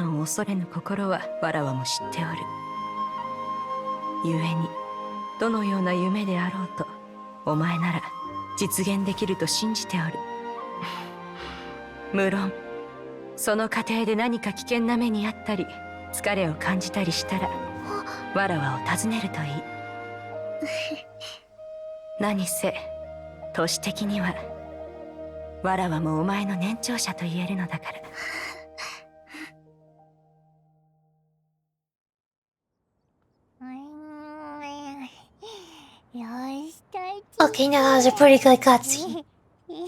I really need to do more character story quests. I'm missing out. I need more of that. Grilled chicken drumsticks. No. Hey. Yeah. Oh, is Paimon sleeping just now? Yeah. Welcome back to reality. Oh, Paimon wasn't talking to you. Paimon had a dream about eating grilled chicken drumsticks, that's all. Is this because she's a bird? Oh no. Oh no. Paimon, I don't know if you're allowed to eat birds anymore. She's kind of our mother now. I don't know if you can do that. Madam, this... Oh, Shiryu, you're awake. How do you feel? I feel a bit better. Thanks. I know I'll see Granny again some days. I don't feel so sad anymore. Madam, could I ask you something? Would you take me in as a disciple? Oh, and have you reasons for this sudden interest? Probably because she doesn't have anyone else to go to. I guess also because her grandma's a crane and you're also a crane? I don't know. I know Granny thought that what she did back then was wrong. She felt really bad about it. But without that mistake, I would have never been born. Even though Granny lost her memories, she never forgot how to show me how much she loved me. So I thought maybe one day I could become a cool adeptus like you and help a whole bunch of people, just like Granny wanted to do. Upon some reflection, one supposes you are no mere mortal. The fact that Yuandai's blood flows through your veins is proof enough of that. If this is what you desire, one shall make it so. Thank you so much, Madam Adeptus. No, I mean, Master. Chiyo, are you sure about this? Paimon's gonna leave in a little secret. We've seen Cloudotainer's 2 other disciples, and they pretty much eat nothing but bitter herbs like green and violet grass. If you join them, you'll never enjoy Wami Restaurant's delicious cooking ever again. How utterly preposterous. One has never enforced such a rule. Every individual must find their own path to enlightenment, so long as one retains a pureness of spirit. One's dietary proclivities, I don't know what that word is, are quite irrelevant. Well, you say that, but Paimon's not seeing any tasty treats up here now, is she? I think that's what the offerings are for. Although Mount Kong is rich in natural beauty, its location does preclude access to certain finer mortal comforts. And that is precisely why one plans to relocate to Liyue Harbor. She shall have to honor the becomings of one's first disciple in the human world. You're leaving Mount Kong? So that's why you took on this human form. One has never concerned oneself with the location of one's residence. From the very beginning, one has sought only solace and peace. Yet in the end, all of one's disciples ended up in Liyue Harbor. Ganyu, Shenhei, Yuandai, they all chose a life among the mortal world. One has reflected on this fact for many years now. One can only assume that it is due to some failing on one's part as an elder or master. A failing, perhaps, of recognizing what it is they truly wanted. One is most curious as to what aspect of Liyue Harbor could have enticed them to remain there. One could hardly offer an opinion on that matter, but perhaps some time in the harbor will prove instructive. Yeah, that is very logical. Probably should have thought of that sooner, but oh well. Old people, am I right? Ha ha ha. No. Wait, I just called her old. I'm sorry, I didn't mean it. Why are you all so silent? Nothing, just calling you old. Paimon is, just a bit shocked, that's all. So, does this mean that we can grab a meal together in Liyue Harbor sometime? One has precious little time to squander. However, if one finds oneself otherwise unoccupied, one will not be opposed to the idea. One will be assuming the identity of a human while residing in Liyue Harbor. You should take care to avoid disclosing one's true identity. Don't worry, we'll help keep it a secret. So, when can we expect to start seeing you in the city? Perhaps in 2 days' time. One has some matters to see to before one's departure. Preparation is the key to success, after all. One plans to put up various items from one's collection for sale. The earrings should provide a comfortable living in Liyue Harbor. One has already picked out a handsome property near Chihu Rock. It is no small purchase, but one has more to life if not one expense after another. Seems like you've already thought of everything. Then how about we meet up in Liyue Harbor in 2 days? A sensible plan. I'll see you then. Oh, also, why don't you take the suspicious somnium mechanism as a souvenir? Anytime you should feel ill at ease in the future, you may try quieting your mind and sitting in meditation as you listen to its melodies. It might help you find new perspective. Awesome! Thanks, Cloudatainer! Hey, didn't we promise Shinju that we'd tell him when we found out? Yoshi, should we make a trip to the Vegan Commerce Guild? It's totally up to you. Wait until 2 days later.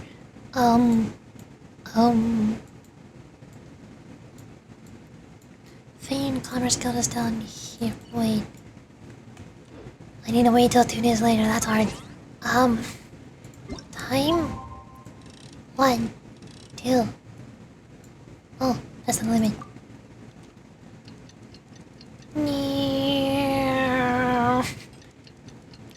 Drink some water.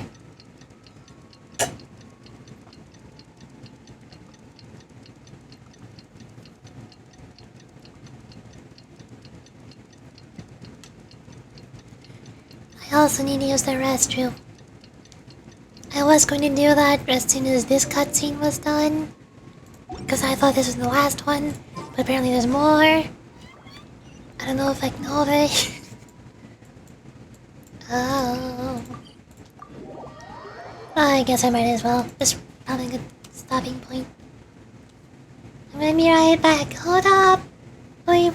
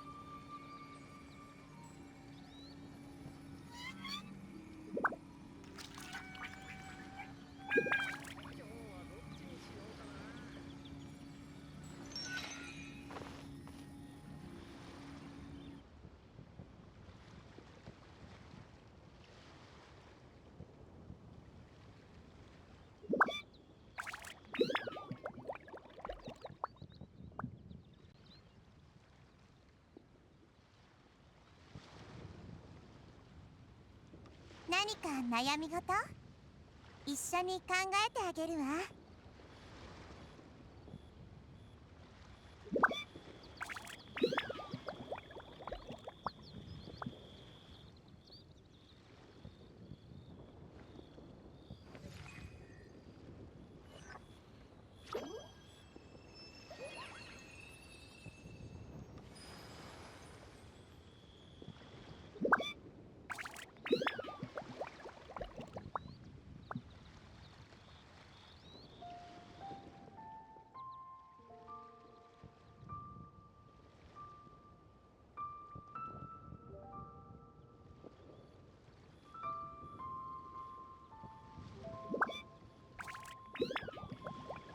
ぱり自分の目で見てこそ世界の美しさを感じられる。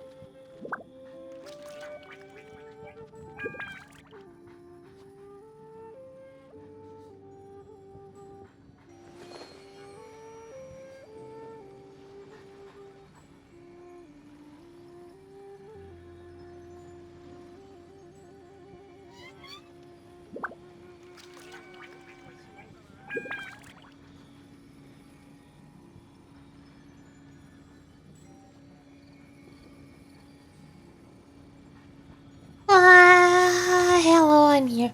Hey, I'm back. I have a cough drop in my mouth now, so I'm talking sounds a little bit funky. Don't worry about it. I'm sure I can ignore it. It'll be fine.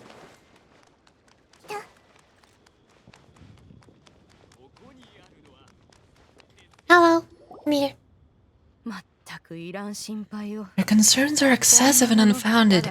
This is but a simple collection of ordinary valuables. Such intense scrutiny is hardly necessary. To be quite honest, your insistence on that fact is my primary cause for concern. In what way are any of these ordinary? Every single item here could be worth more than everything I own combined. I simply can't risk shelling out that kind of mora without proper scrutiny. If I'm wrong, I would never be able to earn it back. Not even if I worked every single day for the rest of my life. I have to be careful. Yes, you can never be too careful. We're here, Club. Miss Janyun. What are you guys arguing about? Perfect timing. This ignoramus is questioning the authenticity of my wares. I'll have you know, these items have remained untouched in my personal collection for several hundred years. To question their legitimacy is pure folly. Several hundred years? Indeed. They're family heirlooms, you see. Passed down over many generations, as families are wont to do. Yeah. They're definitely been around a while. We can vouch for her on that one. Hear that? If I not found myself in need of mora, I would scarcely have had the heart to part with them. Indeed, you should consider it an honor to even have the opportunity to behold them with your own eyes. Doubt their authenticity any further, and I may just decide to take them to another buyer. Whoa, please don't go. I apologize for any insult, miss. You see, I know full well that I lack the knowledge to judge the true worth of these items. If you could wait but a moment, I've hired an expert to appraise them for me. He should be here shortly. An expert, you say? Very well. I'll wait a little while longer, then. Yorushi, Paimon, this is my new residence. If you have cause to seek my company in the future, this is where you can find me. Master! Oh, it's you two again. Hello. She got a new outfit. She got a this outfit. They're matching now. That's cute. Shiryu, you got a new outfit. That's what I said. It looks great on you. Master made it for me. I like it too.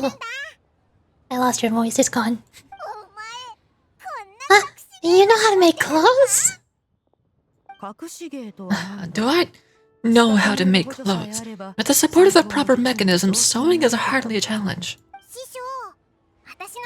Master, I brought in most of my stuff. There's a few boxes left, but they're kind of heavy, so I just left them outside. Fret not, I shall help you move them into your room. Actually, I should probably sort through my stuff a bit first. Everything is kind of messy right now, so maybe you could, not look yet, Master? Yeah, that'd be great.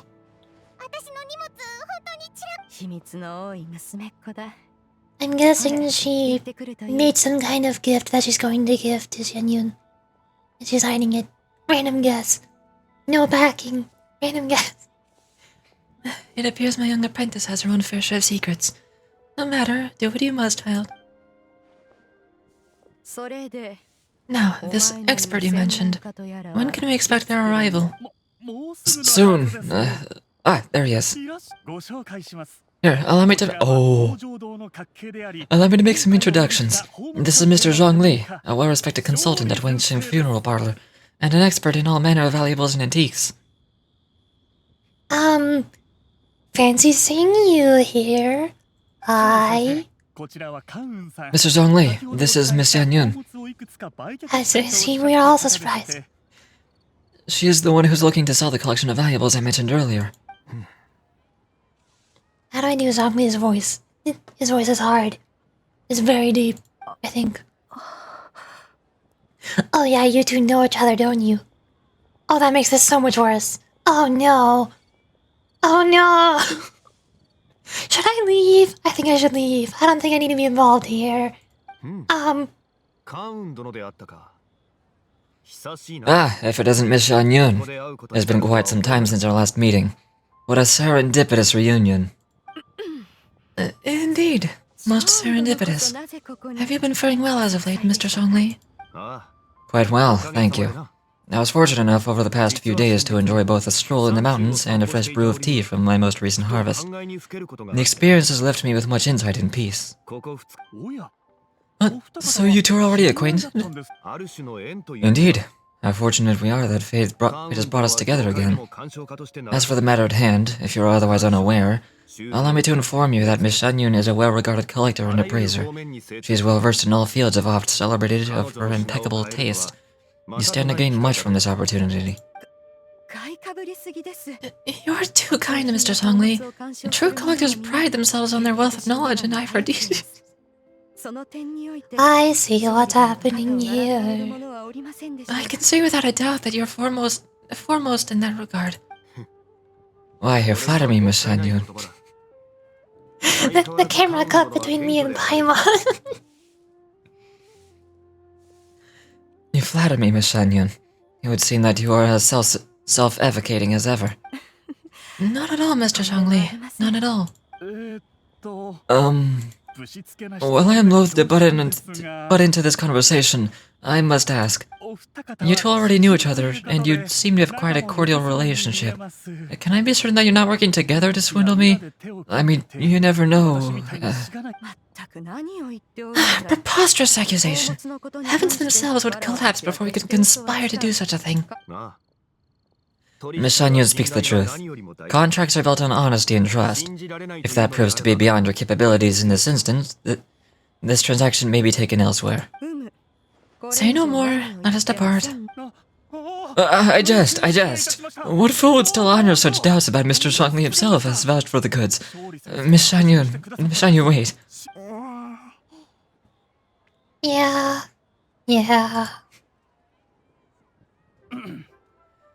I deeply apologize for doubting you. So, Mr. Zhang Li, could you please give me the final verdict of the value of these items? There's no cause for concern. They are indeed rare and precious valuables. Take this mechanism, for instance.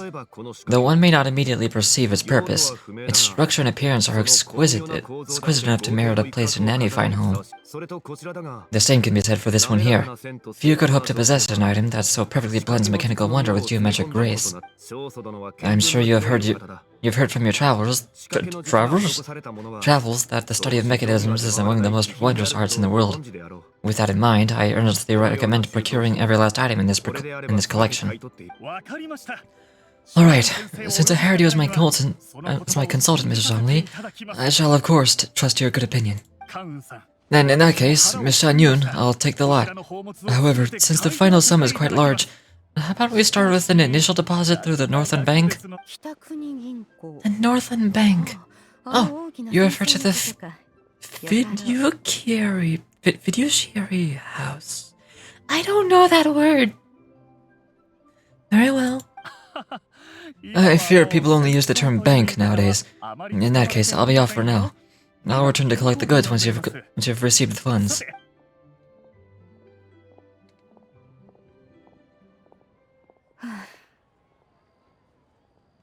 Snore? What? Changli. My friends, have you been doing well? We've been great. How about you? The Paimon doesn't know you're such a busy consultant. My days have been quite pleasant as well. I had been quietly enjoying a cup of tea when Mr. Shaozu requested my services. As for you, Miss Shenyun, I presume you must be looking to settle in the city? I must say, the name Shanyon sounds exceedingly strange coming from you. Perhaps you could dispense with that particular epithet in further conversation? Whatever for? Am I not addressing you as a friend should? Well, that is true, but... Alas, refer to me however you will. After all, the naming is such that others may address you with it. And one is hardly ignorant of that fact. It would seem that you've gained many valuable insights over the years, Cloud Attainer. One has indeed. One's previous days were all brief. Now that one has made up one's mind to move and settle, one has gained a much better appreciation of the hubbub and commotion of the city, as well as the people's hard work and ardor. The city is much changed from how it was more than 1,000 years ago. Not unlike the ocean tides, so too shall the movement of people ebb and flow. From turmoil and peace, from turmoil to peace, enlightenment to aspiration, human society possesses limitless potential. In another 1,000 years, the scenes we witness here may change in ways that are impossible for either of us to imagine. Alright, that's enough reflection for one day. No need to get all sentimental on us. You make a valid point, Paimon. Now that the sale is concluded, what say one plays the host as we try some specialty dishes together?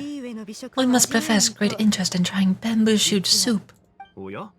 Perhaps you've forgotten, Cloud Retainer, but I once tried my hand at that dish. You were at the table on that occasion, so logic dictates that you should have already tried it. Oh? What occasion was this? It was a reunion between friends several centuries ago. Alas, you must have been too preoccupied to secure yourself a portion. Or perhaps our other companions simply availed themselves of faster reflexes on that occasion. Hardly. 'Twas most certainly out of consideration for the others in attendance. In but a moment one will show you what one means to have true deftness of hand. It is settled then. Bamboo shoot soup, mora meat, crab roe tofu, triple layered consomme. We shall enjoy the lot. One has already passed word to Shenhei and Ganyu to make a reservation. It is prime time for them to meet one's newest disciple. Is that agreeable to everyone? It should be a most splendid occasion. Thank you so much, Clan Retainer. You've provided funds for Paimon's great feasts. She has already sunk a large enough hole in my wallet. Shuyu, come now, it's time to dine. This gentleman over here is Mr. Zhongli. He is... A humble employee of Wangqing Funeral Parlor. Pleased to meet your acquaintance. Nice to meet you too, Mr. Zhangli. That should be everyone, right? Let's go. Sounds good. Actually, Master, have you ever tried Adeptus Temptation? I heard it's impossible to stop eating it after just one bite. You know, because it's pretending and stuff. Is that true? It's really hard to do voice. It's really hard to do her voice while I have coughed up in my mouth. That sounds rather implausible.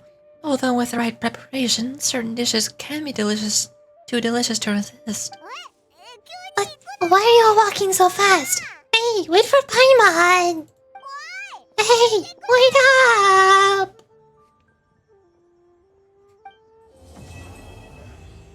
Hooray! We did it.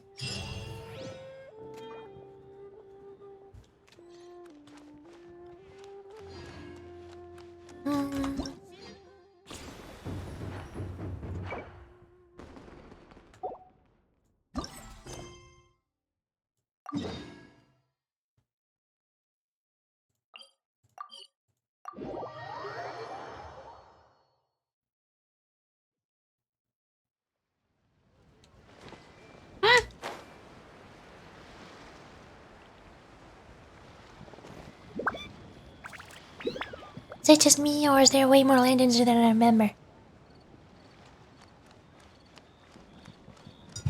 Hold up, water.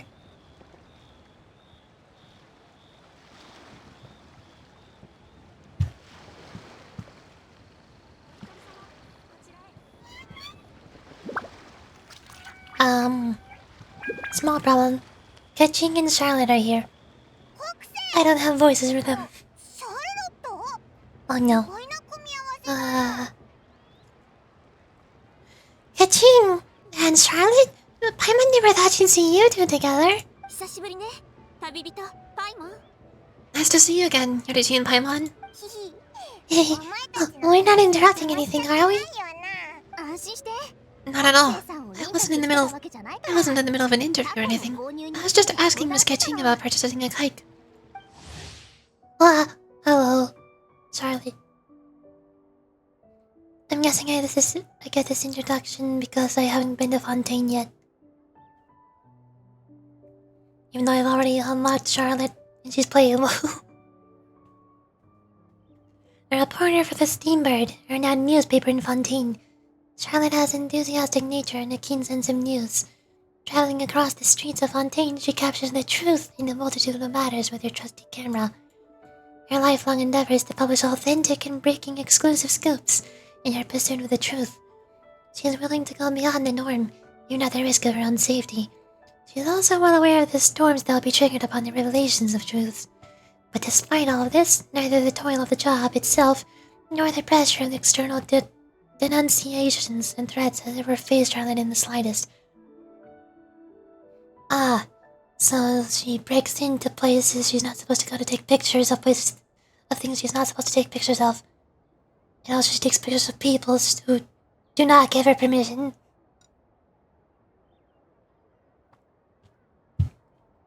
And then she publicly shames them on the internet. Got it. A kite! Are you buying some regional specialties to bring back to Fontaine? Well, yes, and it seems you haven't heard yet. The theme of this year's lantern ride is kites. Oh, so that's why Paimon has seen so many floating in the sky. Liyue Harbor is always changing, so it's only fitting that the lantern ride should change in turn. The Kyushin believes it would benefit Liyue to build on our own cultural foundation by embracing the technologies of other nations. After all, it is said that the stones of another mountain may serve to better polish one's own jade. So Ningguang organized a private meeting with Miss Charlotte to ask for her to help in fostering cooperation with the right people. In the end, we decided to combine Liyue's traditional arts of kite making with Fontaine's mechanical vertical lifting device. Mechanical lifting device. It sounds pretty impressive. But don't kites just use the wind to fly?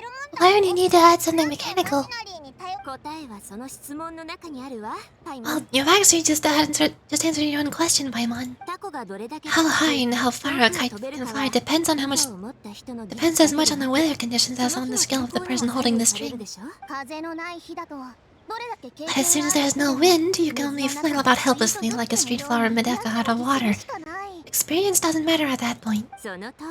Exactly. Liyue is no nation ruled by humans after all. It's about time we have the power to make a kite fly, don't you think? Plus, the easier we can make it to enjoy, the more people will want to participate.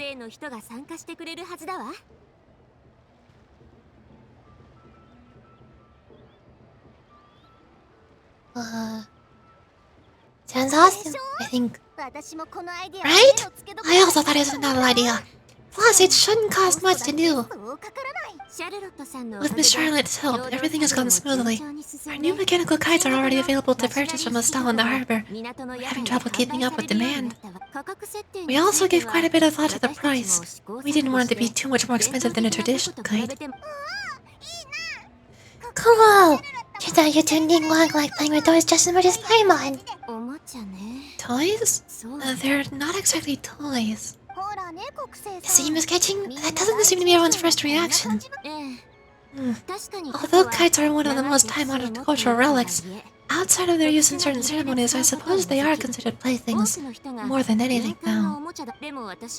But to me, there's so much more than that. みんなはあまり想像できないかもしれないけど、軽い上に薄くてたった一本の糸で空高く飛べる紙のタコというのは、同時にリーユへの古今の魅力を乗せた宝 Think for a second about how remarkable it is that a flimsy paper kite attached to a string has the capacity to touch the sky. There's this light piece of paper that also carries the weight of Liyue's cultural traditions. 古い詩集で There's an old poem that goes, "O kite born of paper flying true in sound, a lone traveler wanders just waiting to be found. Send them love, send them word, send them homeward bound." In the past, poets from Liyue used kites to symbolize a feeling of longing or evoke the peacefulness of idyllic rural scenery. If the people of today can derive enjoyment from this activity, they'll not only be more likely to better appreciate the tradition, but also to pass it down to the people of tomorrow. That's the Keijing we know. Everything, always thinking 5 steps ahead of everyone else. Well said, Miss Kitching. I've learned quite a bit myself. As long as you're willing to listen, I'm happy to share. I also know quite a lot about the various folk traditions related to kites.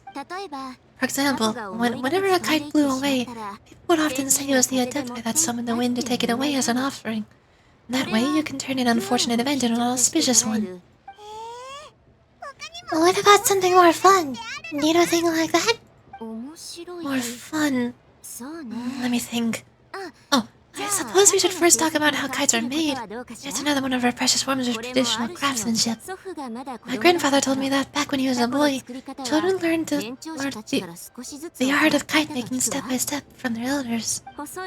First, you use thin strips of bamboo to construct the frame.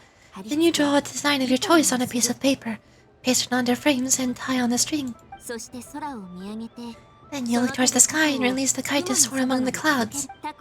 Some people write down certain names or desires on their kites, cut the string, and let them fly free.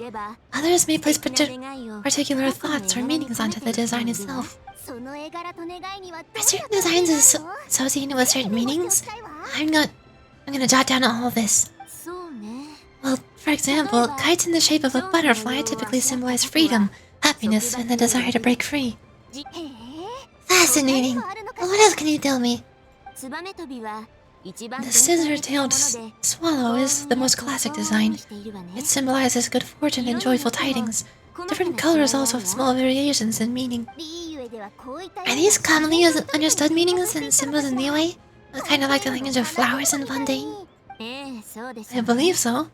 Most have probably heard something about it from their elders at some point. If you're interested in Miss Charlotte, I have several books on the topic that I could lend you.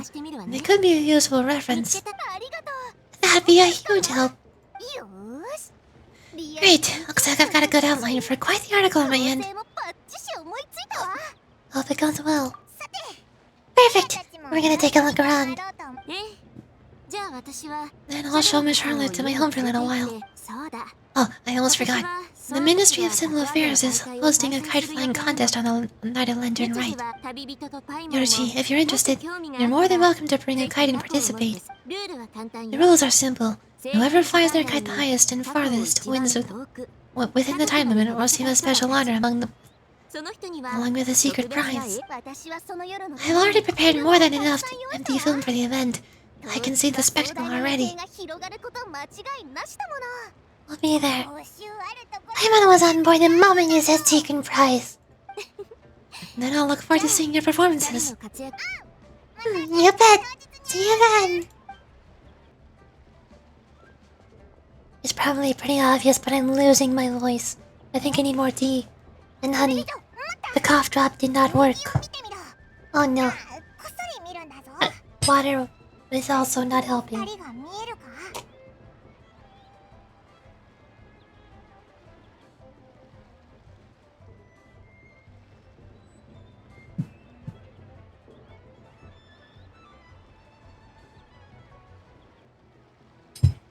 Wait. Okay. Wait, Yoshi, take a pic to your right. Do you think those two people working over there? Yeah, I see them. Is it just Paimon, or were they staring at us the whole time we were talking to Kitchen and Charlotte just now? They seem fishy. Keychain do attract a lot of attention. What? Oh, well, yes, but... something's up. Paimon just has a bad feeling. Do you think they could be treasure hoarders? They always seem to be stirring up trouble during Lantern Rite. Paimon's sick of waiting around for something bad to happen. We should strike first, you know? Foil their plans before they even begin. I love that movement. Good job, Paimon, you did it. You go right, Paimon will go left. Wait, Paimon. Oh dear. She's going.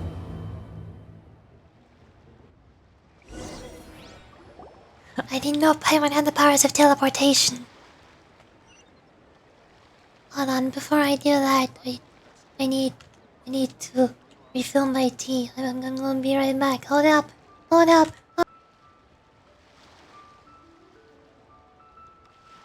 知ることがないなら私が遊びに連れて行ってあげましょうか。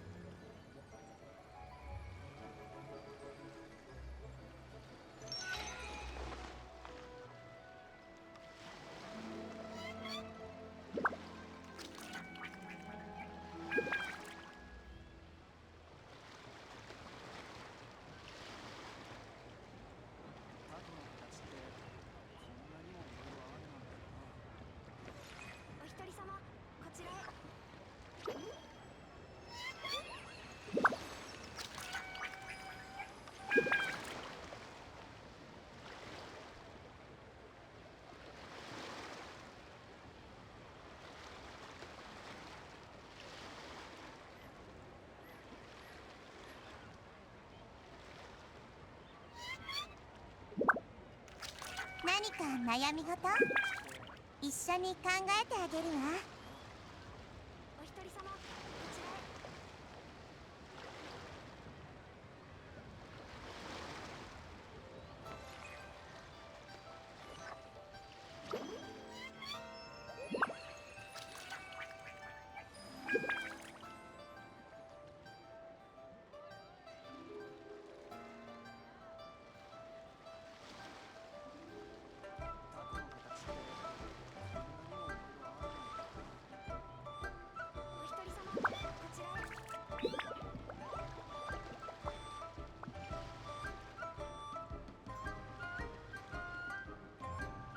知ることがないなら私が遊びに連れて行ってあげましょうか。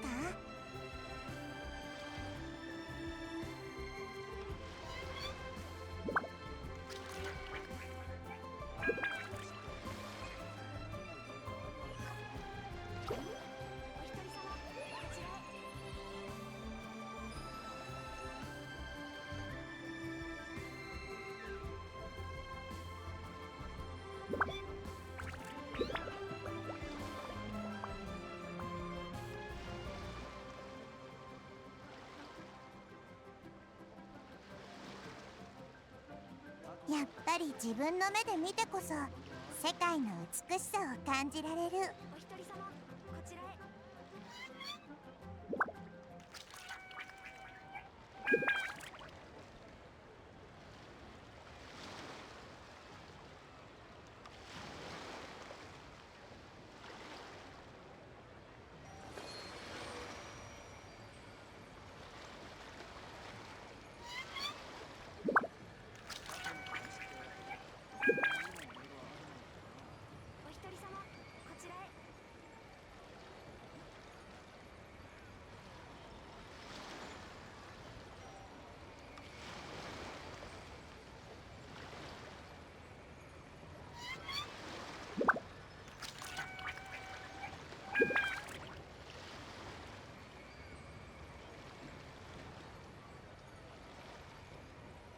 Wow! I'm here. Did I scare you? Boo. Ha. Ha, I got you. I got tea. It's here. I tried putting a little bit of extra water in the tea to fill up the cup more. But that cooled down the tea a bit, so now it's already cooled down. Oh. Is it with such an air of urgency that you appear before us? Your comportment suggests you believe us to have committed some heinous crime. Perhaps you could enlighten us as to your intentions. Look, where did this funny daddy come from? You should be the one doing the enlightening, buddy. Don't think we didn't notice you eavesdropping. One look and we could tell you're up to no good. Tell us everything, starting with your names. Paimon, you're not good at this. One bears no secrets before two such as yourselves. You stand in the presence of the mighty and illuminated Adeptus, Mooncarver. Excuse me, what? Excuse me, what? For the purpose of this foray into the mortal realm, however, you may address us as Hozhang.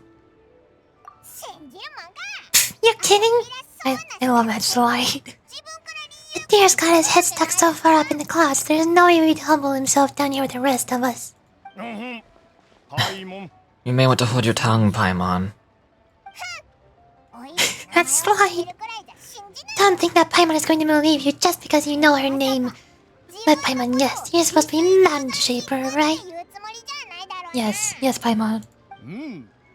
Indeed, Mooncarver and myself have descended upon the mortal realm for a visit. The two of you may call me Jehu.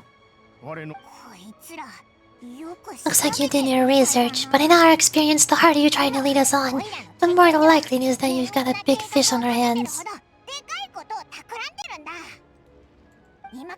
Liturgy, we'll go straight to the middle of this and have you arrested for impersonating Adeptoi. Preposterous! Utterly preposterous! Perhaps you can prove it? Right! Tell us something that only an Adeptus would know, and it better not be some common knowledge that any person on the street could tell you. You may recall that in order to preserve the tranquility of one's mountain, one planted karst crawlers around Mount Hulao. In fact, the seeds are one of Streetward's Rambler's cultivars? Among all the Adepti, her horticulture skill is preeminent.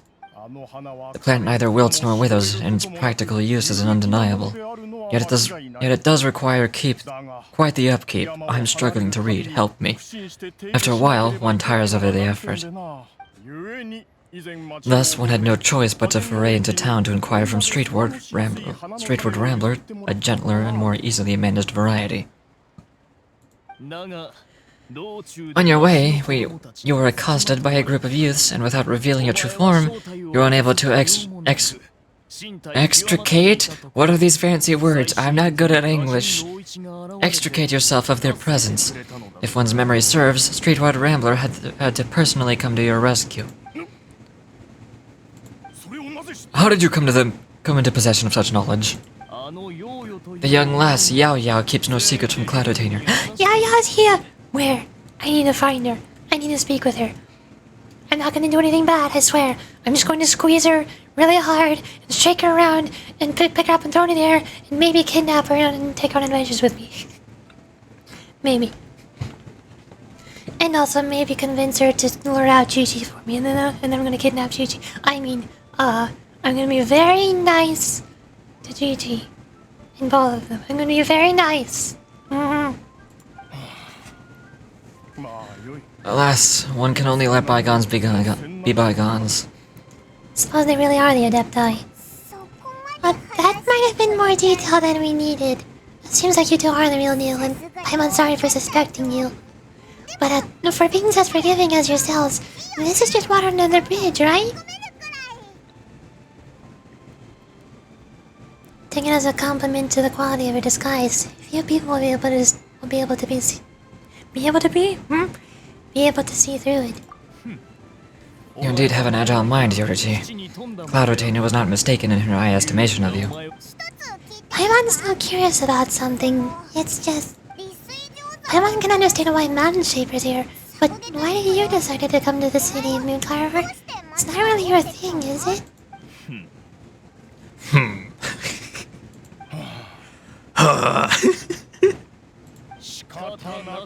It is but an inevitable eventuality.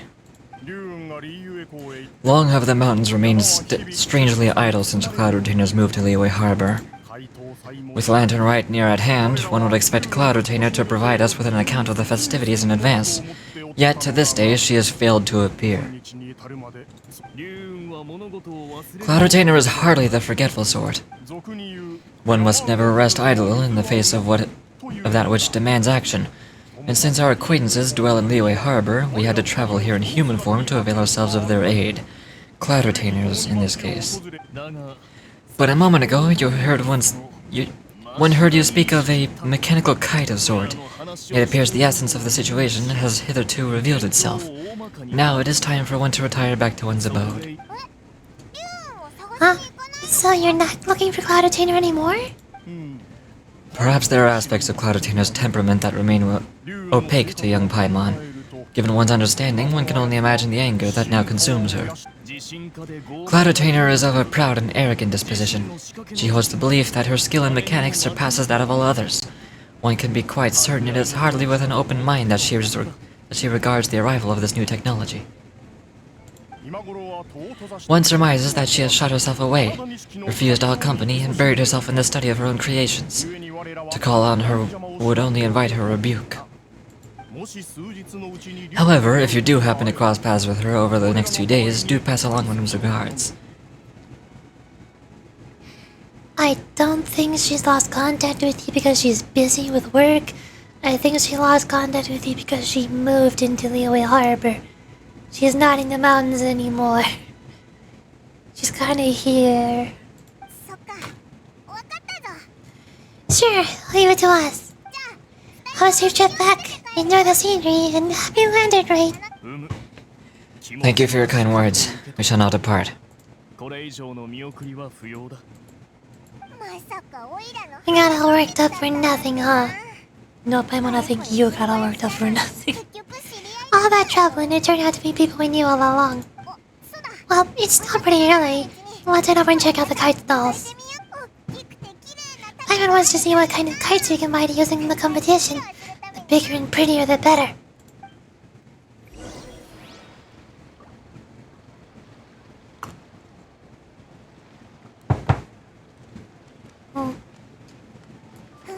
Hello, I've come for kites. Welcome. Are the two of you looking to buy a kite? Would you like me to go over the different designs?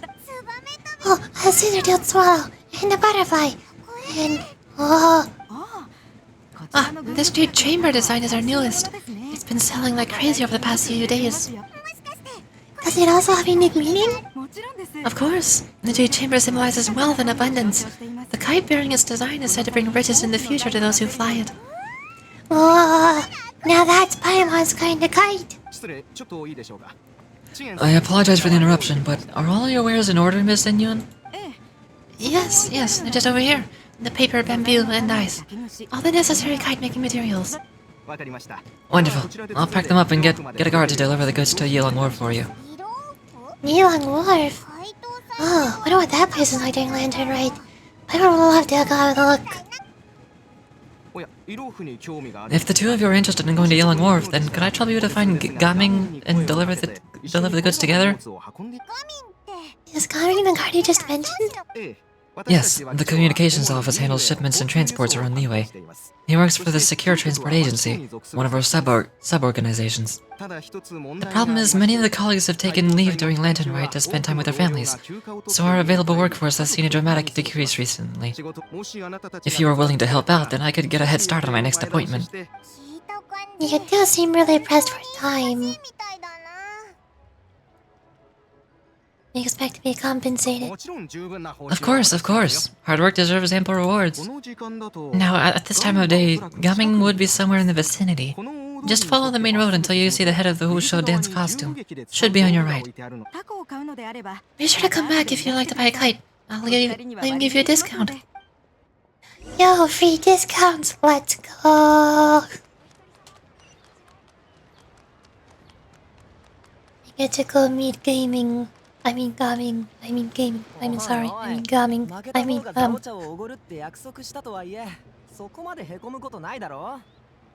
How do I do that voice?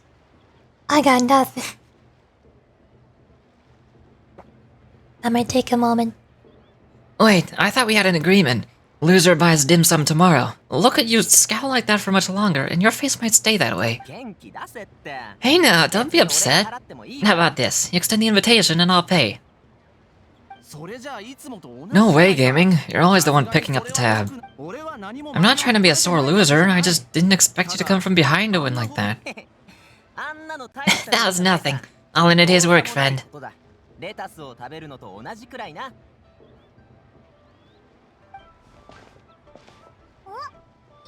Oh, perfect! Gaming is here. Sorry to interrupt, Gaming. We just spoke to the guy from the communications office who needs you to deliver some goods to Yulong Wharf.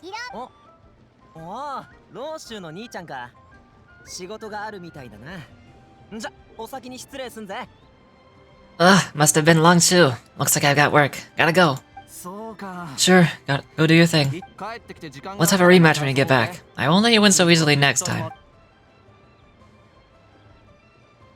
Alrighty, you can hand over the goods to me. Must have been heavy hauling them all the way. Let me take them off your hands.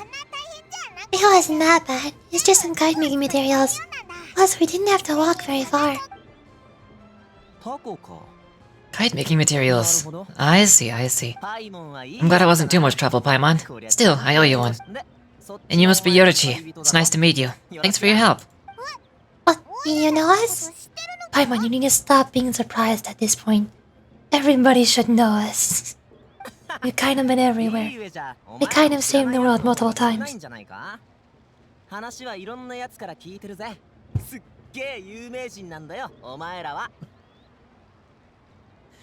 There probably aren't many in Liyue who don't.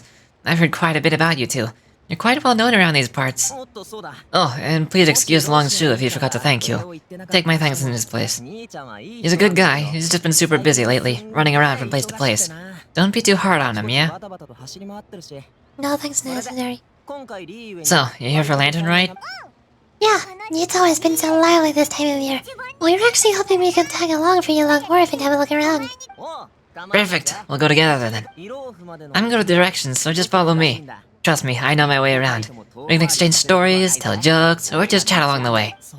Oh, and there are a couple of good places to eat along our route. You can stop and grab a bite when it's time. Alright, you've got Paimon on board. The ingredients are fresh, the portions are generous, and the prices won't break the bank. You can order anything, and I promise you won't be disappointed. Order anything? Paimon is drooling already. Hey, did you really have to call Paimon out like that in front of a new friend? Yes, I did. Don't worry, I understand. I joke around like that with my friends too. Just shows how close you are. You need to pack anything up before we hit the road? I can wait. Nope, our things are already packed and ready. We're pretty much travel experts at this point. Oh, that's right. Then let's get going. If you run into any trouble, you can count on me to protect you. I am a guard after all. You're a guard? I thought you were a dancer. Something. Wushang? Wulong? Wuling? Ooh. Yeah, there she is.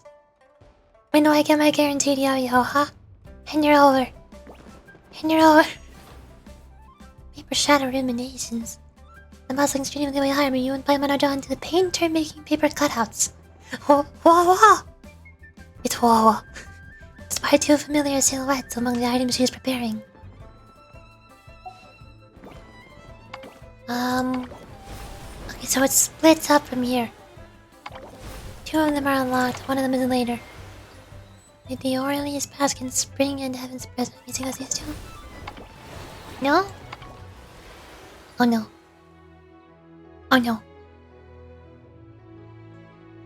Well, hopefully it's these two. Let's do this one first.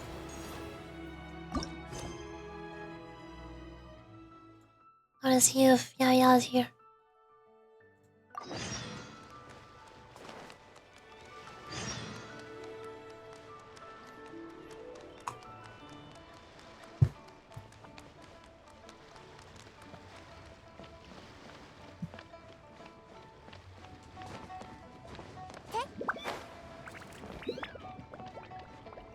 Oh, how's it going? Round and fluffy, soft and bouncy, jump and bump. Jumpy Dumpty? We can help you with that. Oh my, guests, welcome. And allow me, Wenshun, to be the first to wish the two of you a joyous Lantern rite. Happy Lantern Rite, Mr. Inshun. You seem to be reciting something just now. What were you talking to yourself about? Considering some I lost my voice. Considering some delectable dessert, or perhaps your revolutionary recipe. Not far off the mark. Nearly a hole-in-one. I was just thinking about the food Guoba and Yuegui are gonna make. I think Guoba is Zhangling's summon, your little bear, right here. This one is Guoba. And Yuegui is Yaya's summon, little bunny. Eh, now those are names we know. You don't Guoba Yuegui, right? How could I not? You're looking at one of Ramen Restaurant's regulars, you know? As long as I'm not on the road, I eat at least 7 meals a week at Ramen Restaurant. When paired with my hometown style of cooking, first some lightly seasoned fare and a spicy flavor bomb, it's just a smash hit. If I end up with too much heatiness? Just need to down some of the right meds and flush it right out. Then right after a couple days recuperating, it's back to gorging myself in Chowtown. I don't think I could handle that. That sounds scary. Paimon also wants to try living like that.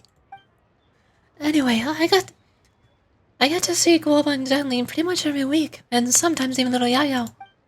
When Yayao brings Yuegui along to see Zhanling, Guoba and Yuegui end up playing together. It's wonderful. No matter how exhausting work is, just watching them shake and sway is enough to sweep all your cares away. But I can't be the only one to be cured by Guoba and Yuegui. I want everyone to bear witness to their cuteness for themselves. All said. Now this is something important. But just how do you plan to do it? Unless these things on the table are... They look like kites. Or maybe they're, puppets or something. Bingo! I just made a paper theater featuring Guoba and Yuegui as the stars. Everything you see here in this stall is a prop for the paper theater. Paper theater? That name sounds kind of familiar, doesn't it? Is it about the canvas behind you and watching the shadows on it? You guys may have heard of paper plays, a traditional Liyue art form. By artfully using the pictures and lights, you can make the scenes on the screen come to life. I've loved paper plays since I was a kid, and learned a bit about them from Master Yingguang. After I grew up, I became a painter, studying and traveling all over. While I was in Fontaine, I learned a few drawing techniques and a thing or two about filming. I had quite a few sparks of inspiration, too. So using paper plays as a basis, I tried creating a novel interactive game, and thus the paper theater you see before you was born. It's a game? Paper theater and paper plays also have different styles. Paper theater focuses on simple, short stories that bring a smile to the audience. So that's why this year's first paper festival will be all about an especially amiable story. Guoba and and Yuegui looking for ingredients to cook up something delicious together. Guava and Yuegui cooking together. That sounds really interesting. Finding food in one place. Looks like you two are totally on board. Your excitement is inspiring. And there's no time to lose. Please just relax and get ready to enjoy this paper theater performance. Wow, minigame. Press the relevant buttons to use them, or use the movement keys to consume movement points. And guide go up on Yuegui. Hold the button to move continuously. Challenge will be deemed a success when all characters have reached the ingredients position. Each move at the starting point, a card or box is within the stage will be recorded. Use the recall function to restore the stage layout to its previously recorded state. It can be used 3 times consecutively. Wow. So I get 3 hundus, I think. Got it. Welcome, customer. Ready to enjoy another paper theater performance?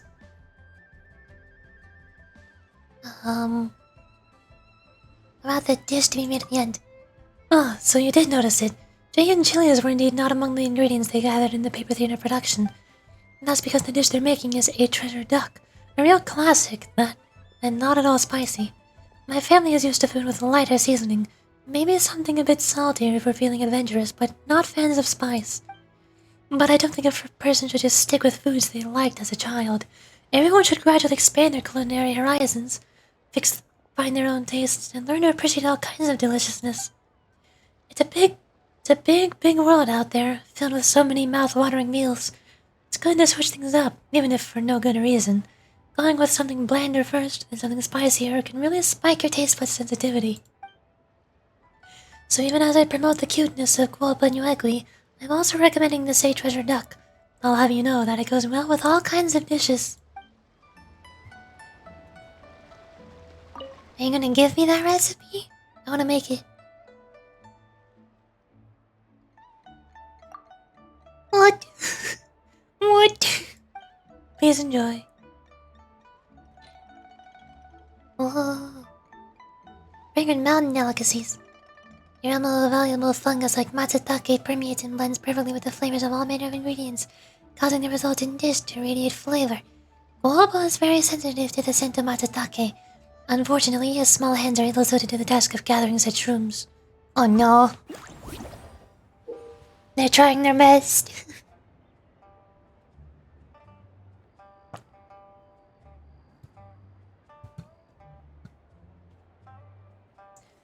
Press the relevant buttons or use the movement keys to consume movement points and guide Guoba Nuegui.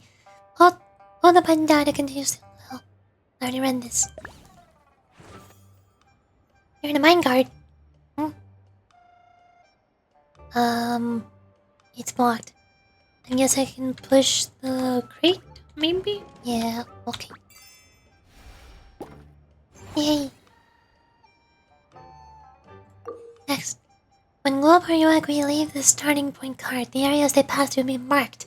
Marked areas will be deemed inaccessible. Turning along the marked path will restore moves consumed. Oh, that's handy. That helps. Touch the key to release the corresponding lock. If you cannot reach the key, try pushing boxes or some other method.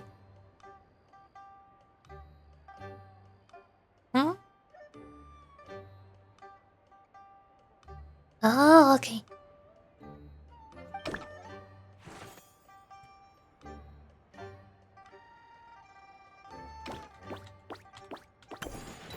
Oh! Okay, so if the box touches it, that also collects it.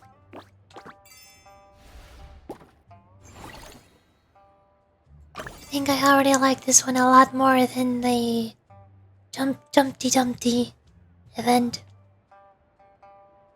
There's a lock there. Can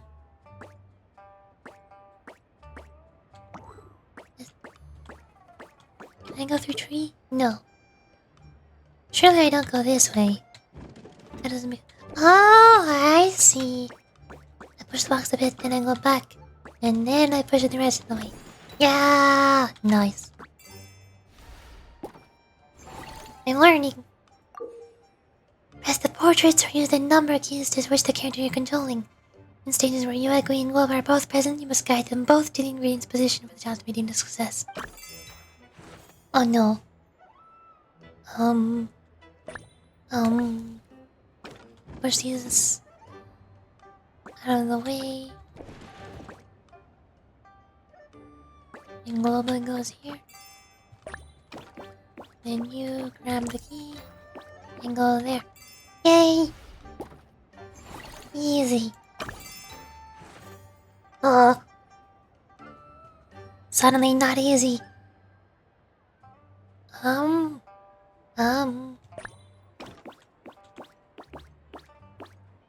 No.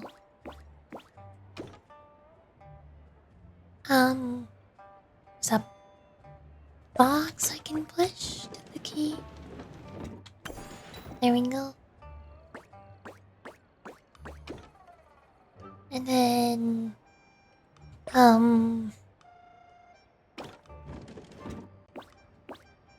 No. And one more. Go this way. Push. And then... Wobba can push it the rest of the way. Nice. And then you can push this box up here to get the green key. Now we both have access to the meat.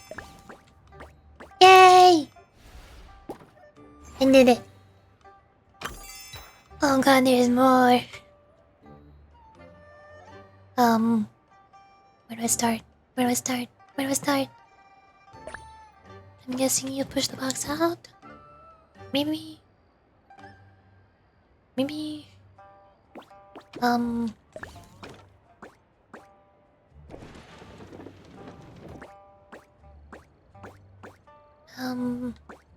Can't reach the key.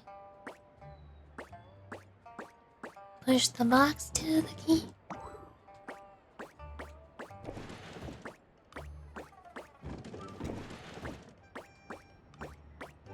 Nice.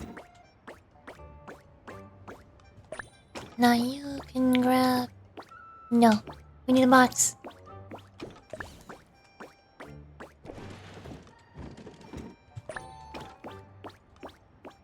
Wait.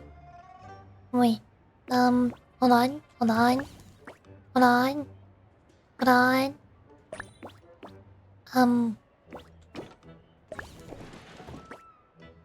That doesn't seem right. Hold on. I got it. I got it. I'm on it. I'm using brain.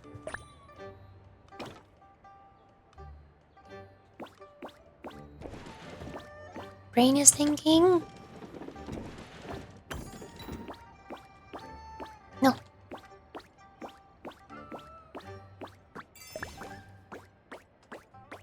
There we go. Brain work. Brain do good. I did it. What are my rewards? Hand them over.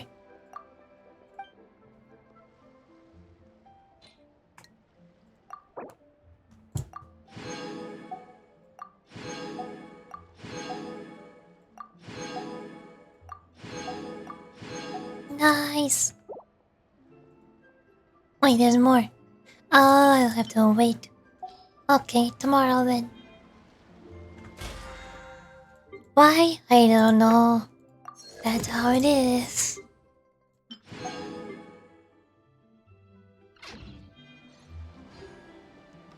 Okay. Now... buttons. Oh, you! No, yo. And you're over. You... Will I unlock these? Oh, once it reaches 800. Okay. This one is 600. Gotcha. And yo. I want her. Hand her over. Give her to me.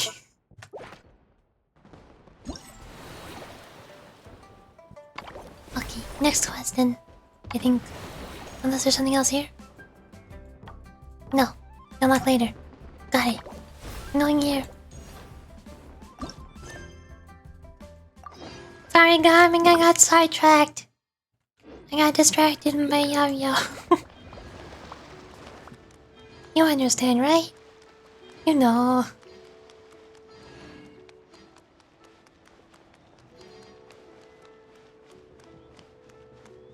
There's still an exclamation point. Is there something here? Oh, there's more quests. What are these? 2 of them are unlocked. Aureolus Baskin Spring, the heavens present all spices. And Paimon returning to the Ely, preparing to take part in the annual lantern rite. As expected, there are familiar faces to be seen as you walk around the harbor. Is this a separate quest or is... It is. No? Just go to Genuine with Gaming. Is this the same one? I'm confused. This one. They're different. Why are they different? I'm confused. Oh. I guess I'll do the side one first. Hello.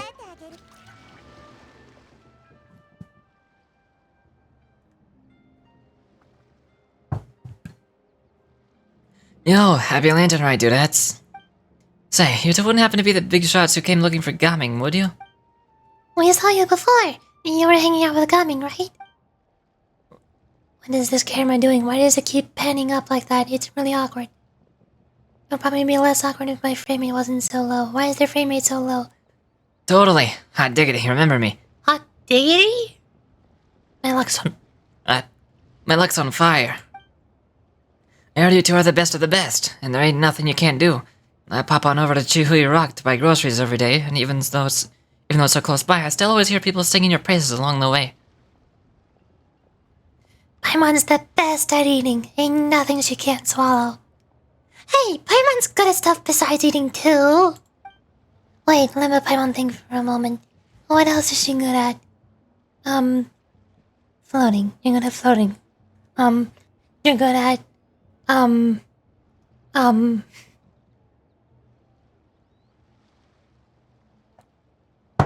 Yup. Got it. Can ordinary people float? That's what I said! You're so white and light and fluffy. It's like a pigeon adeptus. Flying alone is amazing. I mean, it should be super easy to carry stuff.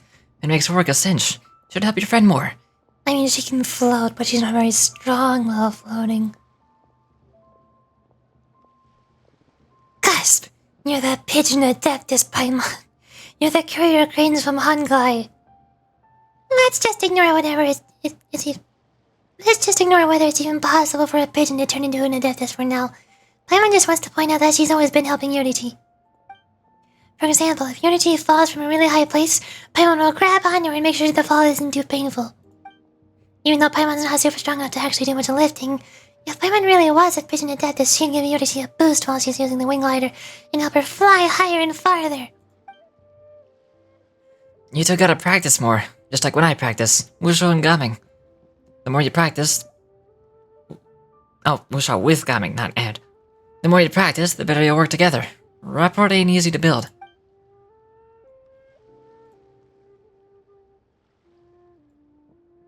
It just so happens I've created a fresh new game, hot off the press.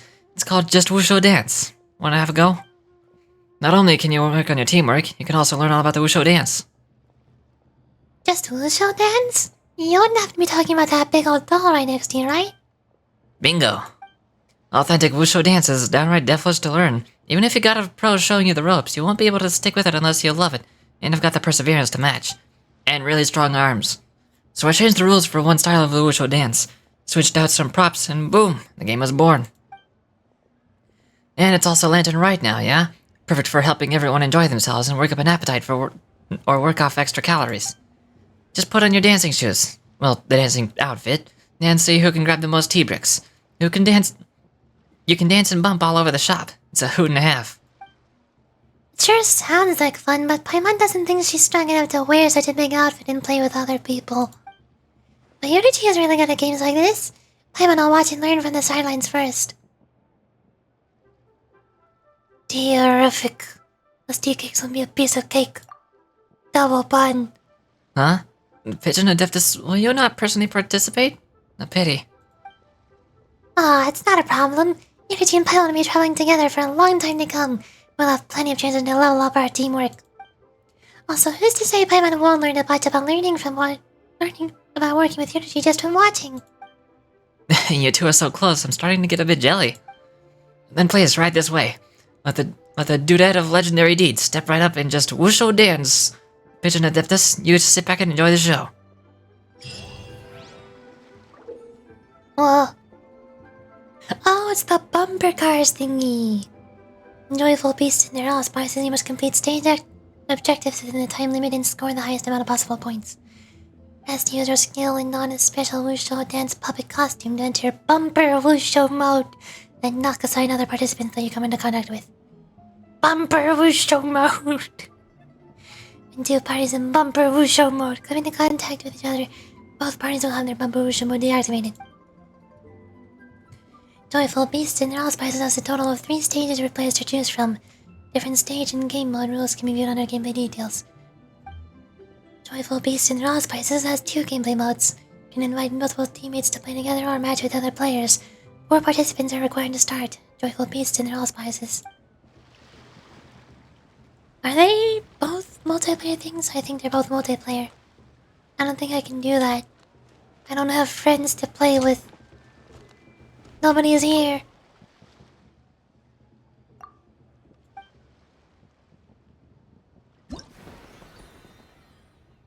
Yeah, match. It's PvP only.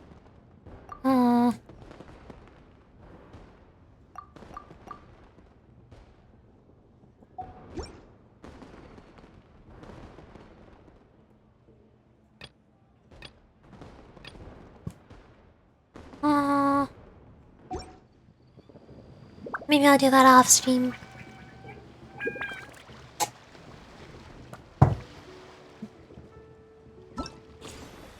Let me see. Where's the main quest? Oh no, that's... Oh, I see. So this first one is the first minigame, the second one is the other minigame. Bumper cars. I don't know what this one is. Oh, I think I know what it is. I think I saw it in that trailer. Where's the main quest? Is it this one? Yeah, there it is. We're gonna go do this one, I think. Hold on. Continue with coming. 500 turning away my pregnant. Yeah, that's the one. Okay. I'm gonna go there.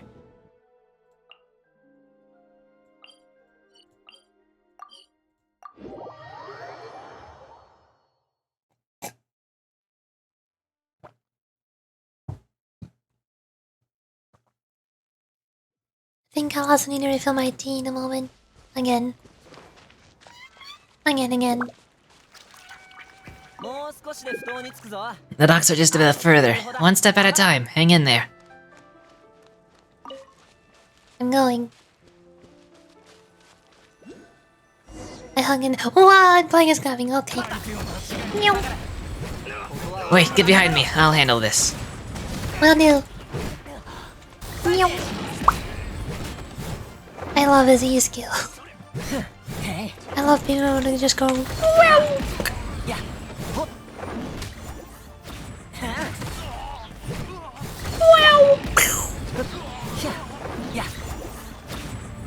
Hold on, you need to shield. Wow! Ultimate. Wow! Wow! And more. Wow! Wow! He just keeps going. Wow! This is fun.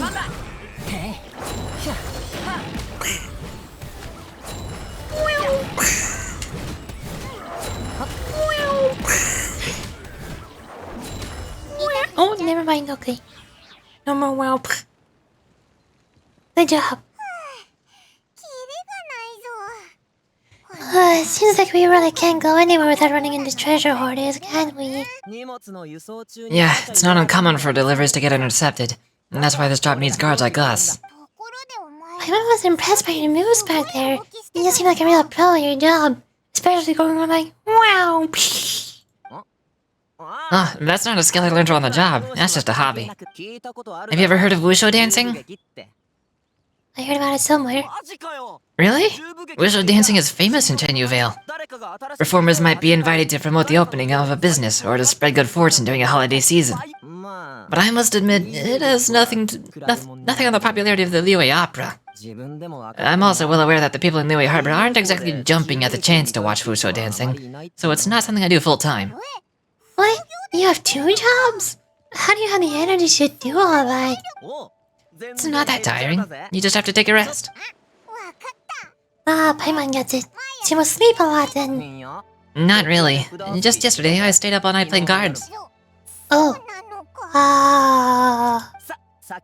Let's go. The docks are just up ahead. Where do you get that energy from? How is that possible? Can I have some of your energy? Can you, like, hand it over to me? I'd appreciate that. I like to have it.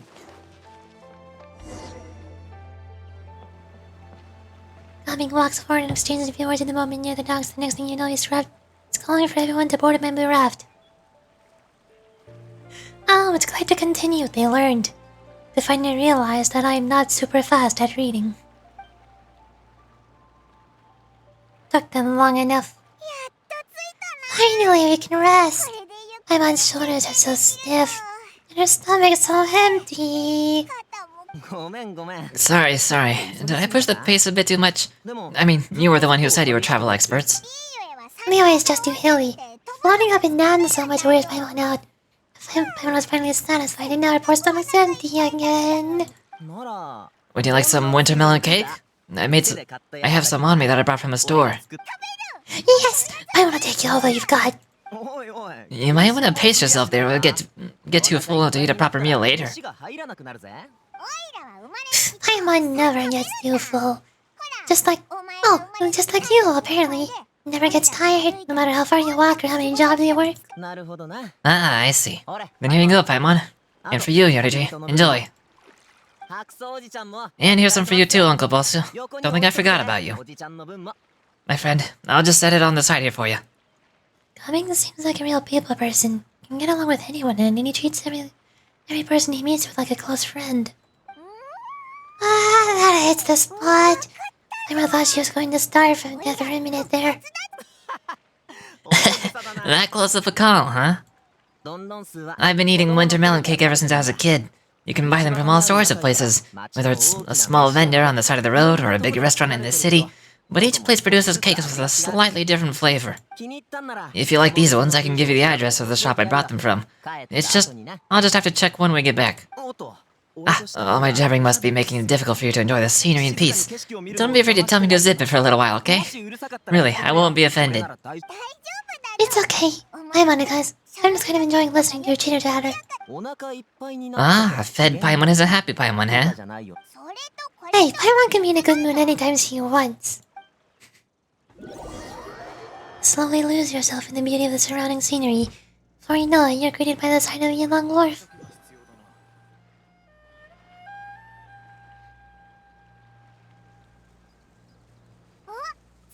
Whoa, we're here! Don't forget your things, and watch your step as you get off the raft, or you're in for a swim. Thanks for the ride, Uncle Balso. You take care of yourself now. I'll see you some other time. Okay, follow me. This way's fastest. We'll have to take the elevator up to the secure transport agency.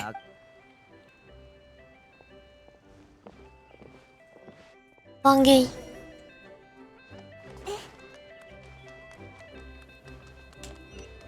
How far? Not far. Meow. Hello? Hello? Elevator? There it is. It's coming down. There it is. Take me away!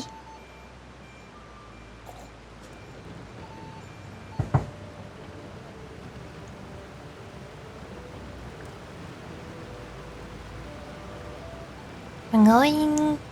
We're going. We're going. We're here.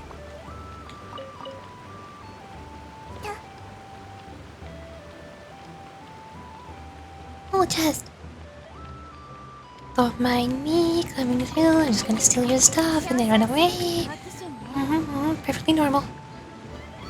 Nothing weird here. I don't know what you're talking about. I'm not weird. No. No. Hey, slow down. I'm begging you. What is it? No one's gonna try any funny business if the street is packed, right? Actually, I think when the street is packed is the perfect time for somebody to try some funny business. Oh, well... how should I put it? Come on, spit it out! Do you see that group of people over there? Which one? I've seen a couple groups of people. Those are my relatives. Wow, you sure have a big family. Once they start buying things, they won't stop perusing until it gets dark. This is bad. They're your family, not your arch enemies. What's there to be afraid of? Unless... Oh, did you do something horrible to them? No, it's not that. I'm just not that good at dealing with my family. It would be best if we could steer clear of them. I'll explain more when we have the chance, but right now we've got a job to do. We don't just have to sneak past them. Oh boy, stealth section! My favorite. The left side looks pretty packed. Let's go straight. Slow and steady wins the race. I love stealth sections. So much fun. Yep, we're going. We're going. We're going. We're going. We're going. Yep.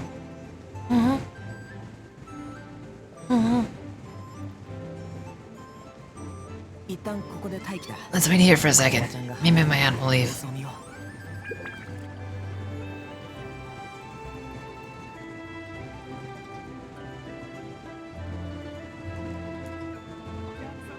I'm not going. I'm going.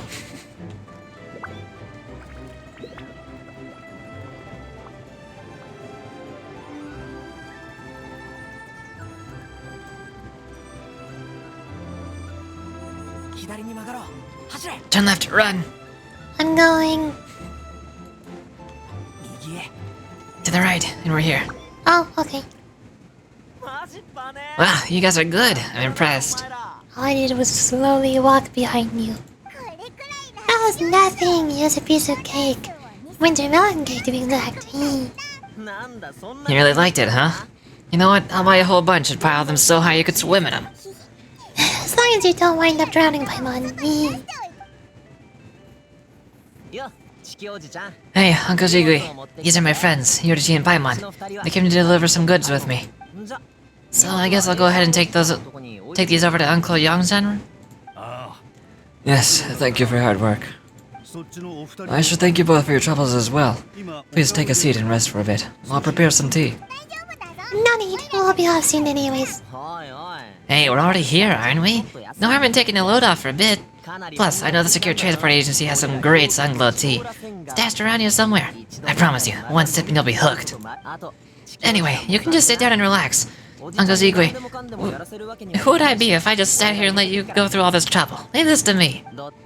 I have to be up and about to drop these goods off anyway. What's a little extra time off my feet? You two aren't too picky, right, Yoruchi? I know Paimon prefers things on the sweeter side, so I won't steep the tea too long. And I'll add some dim sum pastries up to the side. Oh, you noticed what Paimon likes? How long have you two known Gaming? Oh, not long at all. We just kinda tagged along on his trip to Yilong Wharf. He's just a super welcoming guy. We became friends. You know, just like that. That's just how he is. He's the attentive sort. Really knows how to look after his own. A while ago, one of our guards had to take off work. Said his joints were hurting due to the rain. Gaming personally went all the way to Boo Boo Pharmacy to get some medicine for him from Dr. Baizu, and then traveled through the night to deliver it back to him. That young man has such a good head on his shoulders. How could anyone not love him? I mean, there is his dad, but ask anyone else. Lucky Yongzhen says that he doesn't have the personnel to spare for this delivery right now. So what do you think, Uncle Jigui? Should I go ahead and deliver it instead? It feels like we've troubled you enough already. It's kite-making materials, though. Could be for Kid. I'm sure the sender wants to deliver it before Lantern, right? Oh, by the way, here, have some tea. The refreshing aroma and lingering aftertaste of the sun-glow tea. I can't read that fast. The text is just like calming. He's way too fast. I can't keep up with him. Please slow down. Alright then, deliver it if you want to. Oh, are you two free in 2 days? How about we grab some dim sum from the Zinue kiosk? My treat. Don't even think about trying to pay. Well, that's way too generous of you. Ah, don't mention it. Just think of this as a thank you for all your help. Besides, the thing between me and my family, it's a long story. It might take some time to tell. Sounds good. Paimon never says no to free food. See you at Zinue kiosk then.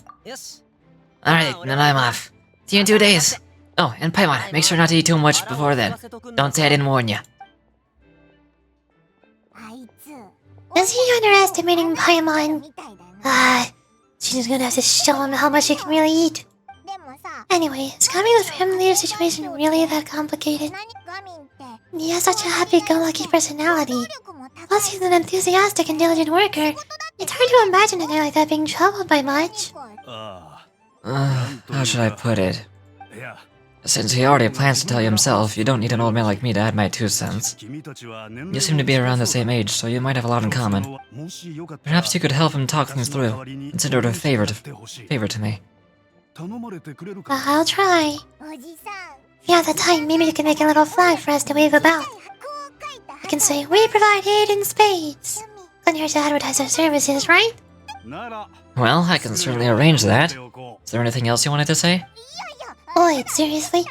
Paimon was just joking. But if you're going to get us something, she'd much rather have winter melon cake instead. Seems like gumming really has rubbed off on you. Would you like some more tea? I think there's some left. No thanks. We came all this way and still haven't got the chance to look around the wharf. We should see all kinds of kites they've got. Maybe they'll have ones you can't find in Liyue Harbor. That's not a bad idea. Alright then, please do let me know if you'd like more tea. You're welcome to stay as long as you like. My tea is empty, I need more tea. I don't know if I should go refill it now or wait until later.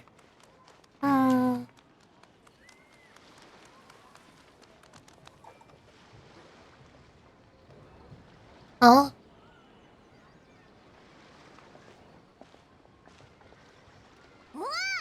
Ah! It's a new jump scare. Ah! What are you doing here? The way you speak, one might have presumed you were displeased to be in one's presence. Greetings, Sanyun. Take note, Paimon. You could learn a thing or two about how to respect your elders. Starting on the vulgar stuff already, huh? Shouldn't you be back in your cave tinkering away with some kite-related thingamabob or something? What brings you out here? And what's with that huge box next to you? Ah, Paimon gets it. You're here to do some shopping, aren't you? And what of it? The Qixing's decision to integrate Fontanian technology into said kite-flying competition is of no consequence to oneself. Did you expect one to willfully compete against the whimsical trends of worldly sentiment? Or perhaps even fall to petty sulking over such? It's not that we think those things exactly. That's just what Mountain Shaper and Mooncarver told us. Or J something in the whole... Paimon can't be bothered to remember what their aliases were called. Anyway, they went to Liyue Harbor to look for you. They even asked us to pass along their regards if we ran to you. Sanyu? Did she forget about them? Oh no. It appears time has flown since one's arrival in Liyue Harbor. How could one have forgotten about those 2 old fossils? One shall have to bring them back some divine herbs to atone for this slight. Nay, given that one has ventured all this way to Liang Morph, tea would be more advisable. A great thought has illuminated one's mind once again. One is reminded that certain purchases have yet to be made. Perhaps you two can wait here whilst one performs this task. It'll be but a moment. What? Wait here? You're really just gonna ditch us here and watch your stuff? That woman really just does whatever she wants.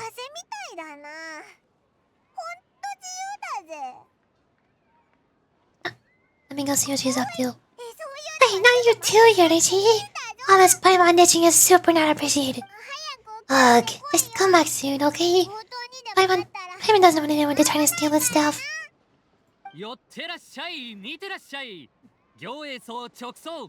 Welcome! Please have a look around. We only sell teas of the finest quality. Sourced directly from Chaoying Village. Might I recommend the Sunglow variety? It's one of our specialties. Now that sounds promising. One will bring some back for those old fossils, and all will be well. 2 boxes will do. Wonderful! By the way, we're actually running a special lantern rite promotion. Buy 3 boxes, get 10% off. 4 boxes will net you 20% off. Oh no, she's about to get scammed. 20% off 4 boxes. This merchant strikes a fair bargain. One might as well give some to Morax and Ping too. Then 4 shall suffice. I see. Are you intending to give these as gifts? If so, perhaps I could interest you in these exquisite gift sets. Buy 10, get half off. She's getting scammed. Look at the magnificent design.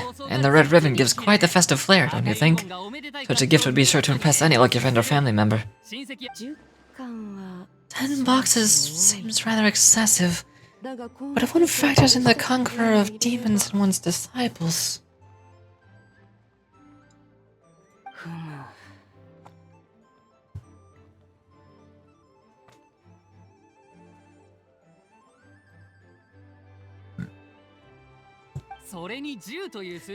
"10. Nice round number, don't you think? Of course you do. I'll even shave off a little extra off the price for you. That is agreeable. I will have these boxed up then. Of course, right away. Oh no! She's just like Zhongli. She doesn't know how economy works. I see you have quite the eye for fine items, Madame Moiselle. That's a word. Perhaps some of my wares might also be of interest to you. Oh no. Oh no. I'm a toy merchant from Fontaine. You'll get nothing but the finest and most intricate clockwork toys Mura can buy here. Each one is sure to be a source of endless amusement.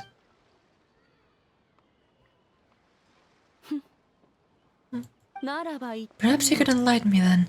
When should that amusement be derived? Well, that is of course best understood by playing with them yourself. If you could wait just a moment, I can bring one out and give you a demonstration.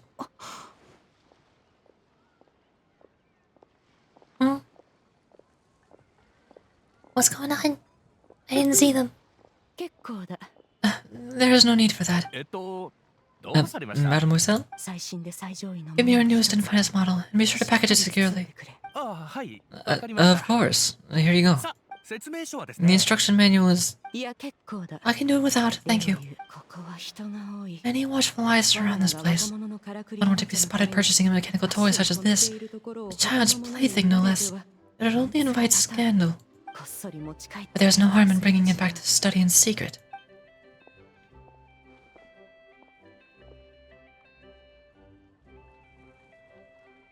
I should head back before Shanyu notices. I think she already noticed. Too late. Oh, Shanyun! Did your shopping go smoothly? Naturally. One may not delight in social interactions, but that does not mean one lacks said faculties. Seems like Shanyun is usually sweet into buying things. That box looked fit to bust already. And you two? Are you not here to purchase things? We just haven't had time yet. It doesn't look like there'll be any kite stalls around Yelan Wharf. But it does look like there's lots of goods from Fontaine. You are also planning to participate in the kite flying competition, then? Also? Well, one means to say, you along with all the other youths. One has been entreated to share one's kite-making expertise, and indeed there is little one could do about such persistent supplication.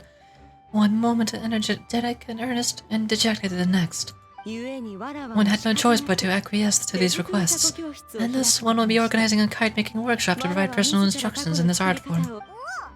Ah, who will be participating then? Shuyu, Shenhei, Ganyu, and Yao. Yao! Wow, that's quite a few people. Also, this is all pretty well, Jangyun, but it's not like you have to make your own kite to participate in the competition. You could just buy one ready-made and call it a day. You speak of those equipped with a mechanical lifting device, do you not? It is nothing but a crude piece of mortal machinery. The mechanism that one has developed was the fruit of millennia of meticulous study. Let us not speak of the source of the mechanism's power, but rather its structure. It is compelled of materials as light as bamboo and as strong as iron. This composition grants it the lightness of weight to ascend into the sky and durability to follow the wind for many a mile. It is built with a series of intersecting rods that... Never mind. It is unlikely the two of you will understand, even should one expend the effort to explain. One is better off saving one's breath. I ran out of breath.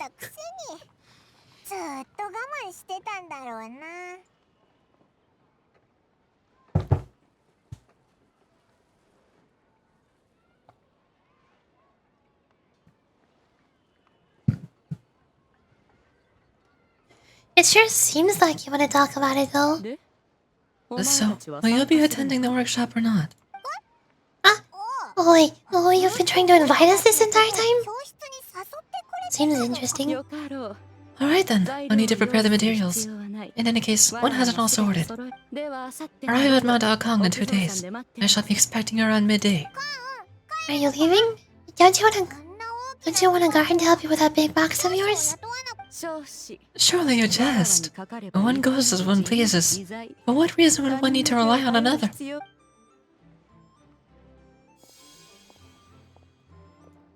Oh, that works. Yeah, makes sense. It can float? What kind of invention is that? Dentist invention. One calls it the floating toting device. She seems pretty proud of that one. Look at her down that street. Look at her walk down that street. She seems so confident, but everyone around here is looking at her all funny. My man wonders... What? Never mind. We already know she doesn't care how other people see her. But anyway, Yoruji, that box over seems to be full of those mechanical lifty thingamabobs. Not that Paimon was peeking or anything. She just, got a bit unsteady for a second and accidentally brushed the embroidery on the top. And when you know it, all the stuff inside almost came bursting out. Paimon even went out of her way to keep it all together. What will I do about you, Paimon? All Paimon's saying is that Shangyun sure does try hard to save face. What is she calling again? A crude piece of mortal machinery? Paimon bets she just can't wait to take it apart and see how it's made. That does sound like something she would do. Totally! We should probably act like we didn't see anything though. You know, in consideration of her feelings and all. After all, this is the propriety in which one should comport oneself when it comes to another, right? Yay! Quest complete. We did it. I assume the next quest is the minigame one, right? Wait, no, there's multiple. Why are there multiple? Dang it. Which one? Which one? Oh.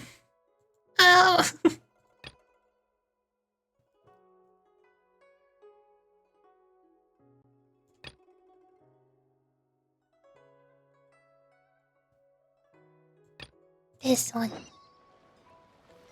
It's right here, so I might as well.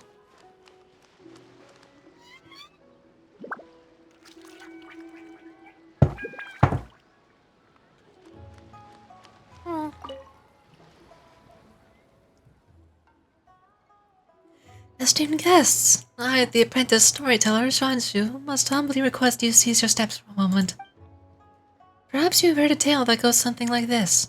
In the beautiful night of lantern rite, flaming lights once danced across the sky like glowing brushes, like a majestic scroll. I didn't quite catch that. Flaming lights painting in the sky?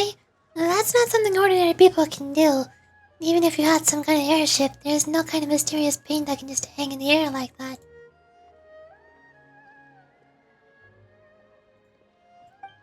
Sounds like a serious exaggerated analogy. Can you be talking about fireworks?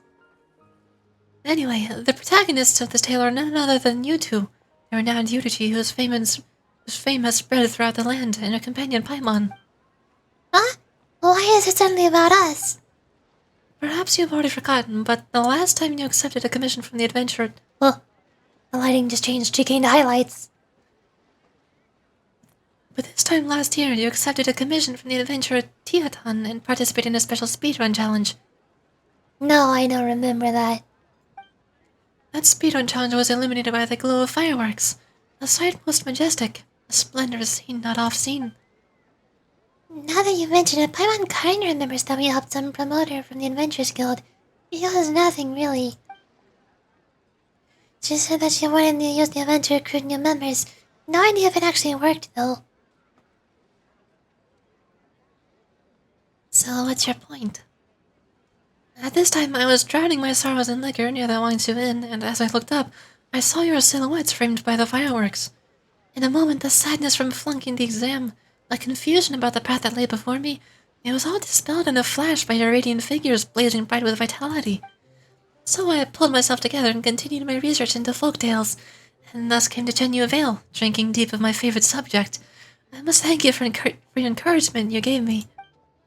And it's not just me. Many were moved by your splendid silhouettes, joining the Adventurers Guild and finding new direction in life. Paimon never imagined anything like that. We didn't even notice anyone watching at the time, and didn't even think us joining in a little race could inspire other people.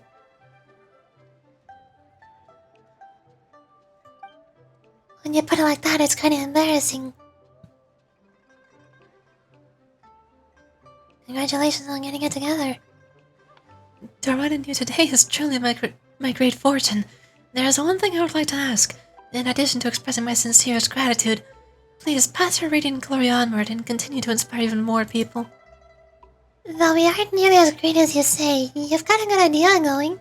If we can cheer up more people, we're in. Although now that you mention it, just what should we do? In accordance with the usual practices, I used Tiantan's racing challenge as a reference, and teamed up with other adventurers inspired by you. We've planned a brand new activity, iridescent cloud striding. There are many wondrous things out here in Genshin Vale, including a strange carp whose power allows you to travel most swiftly.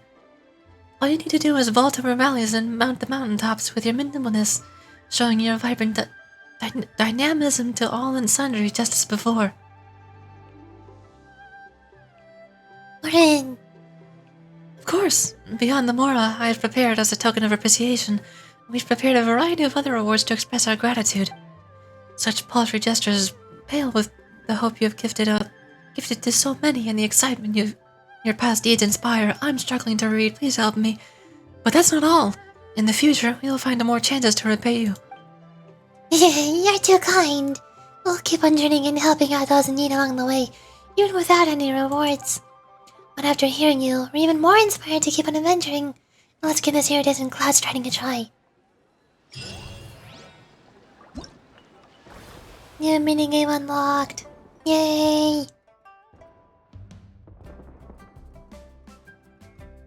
Before I go to that challenge, I think my voice has run its course for now. So I'm gonna go ahead and stop streaming for now. And also go get some food. And take a break. Maybe I'll stream in an hour or two once I've recovered. Or maybe I won't. If not, then I'll try to stream tomorrow. Ideally tomorrow. I deleted my stream endings. My ending scene. It's gone. Bye bye.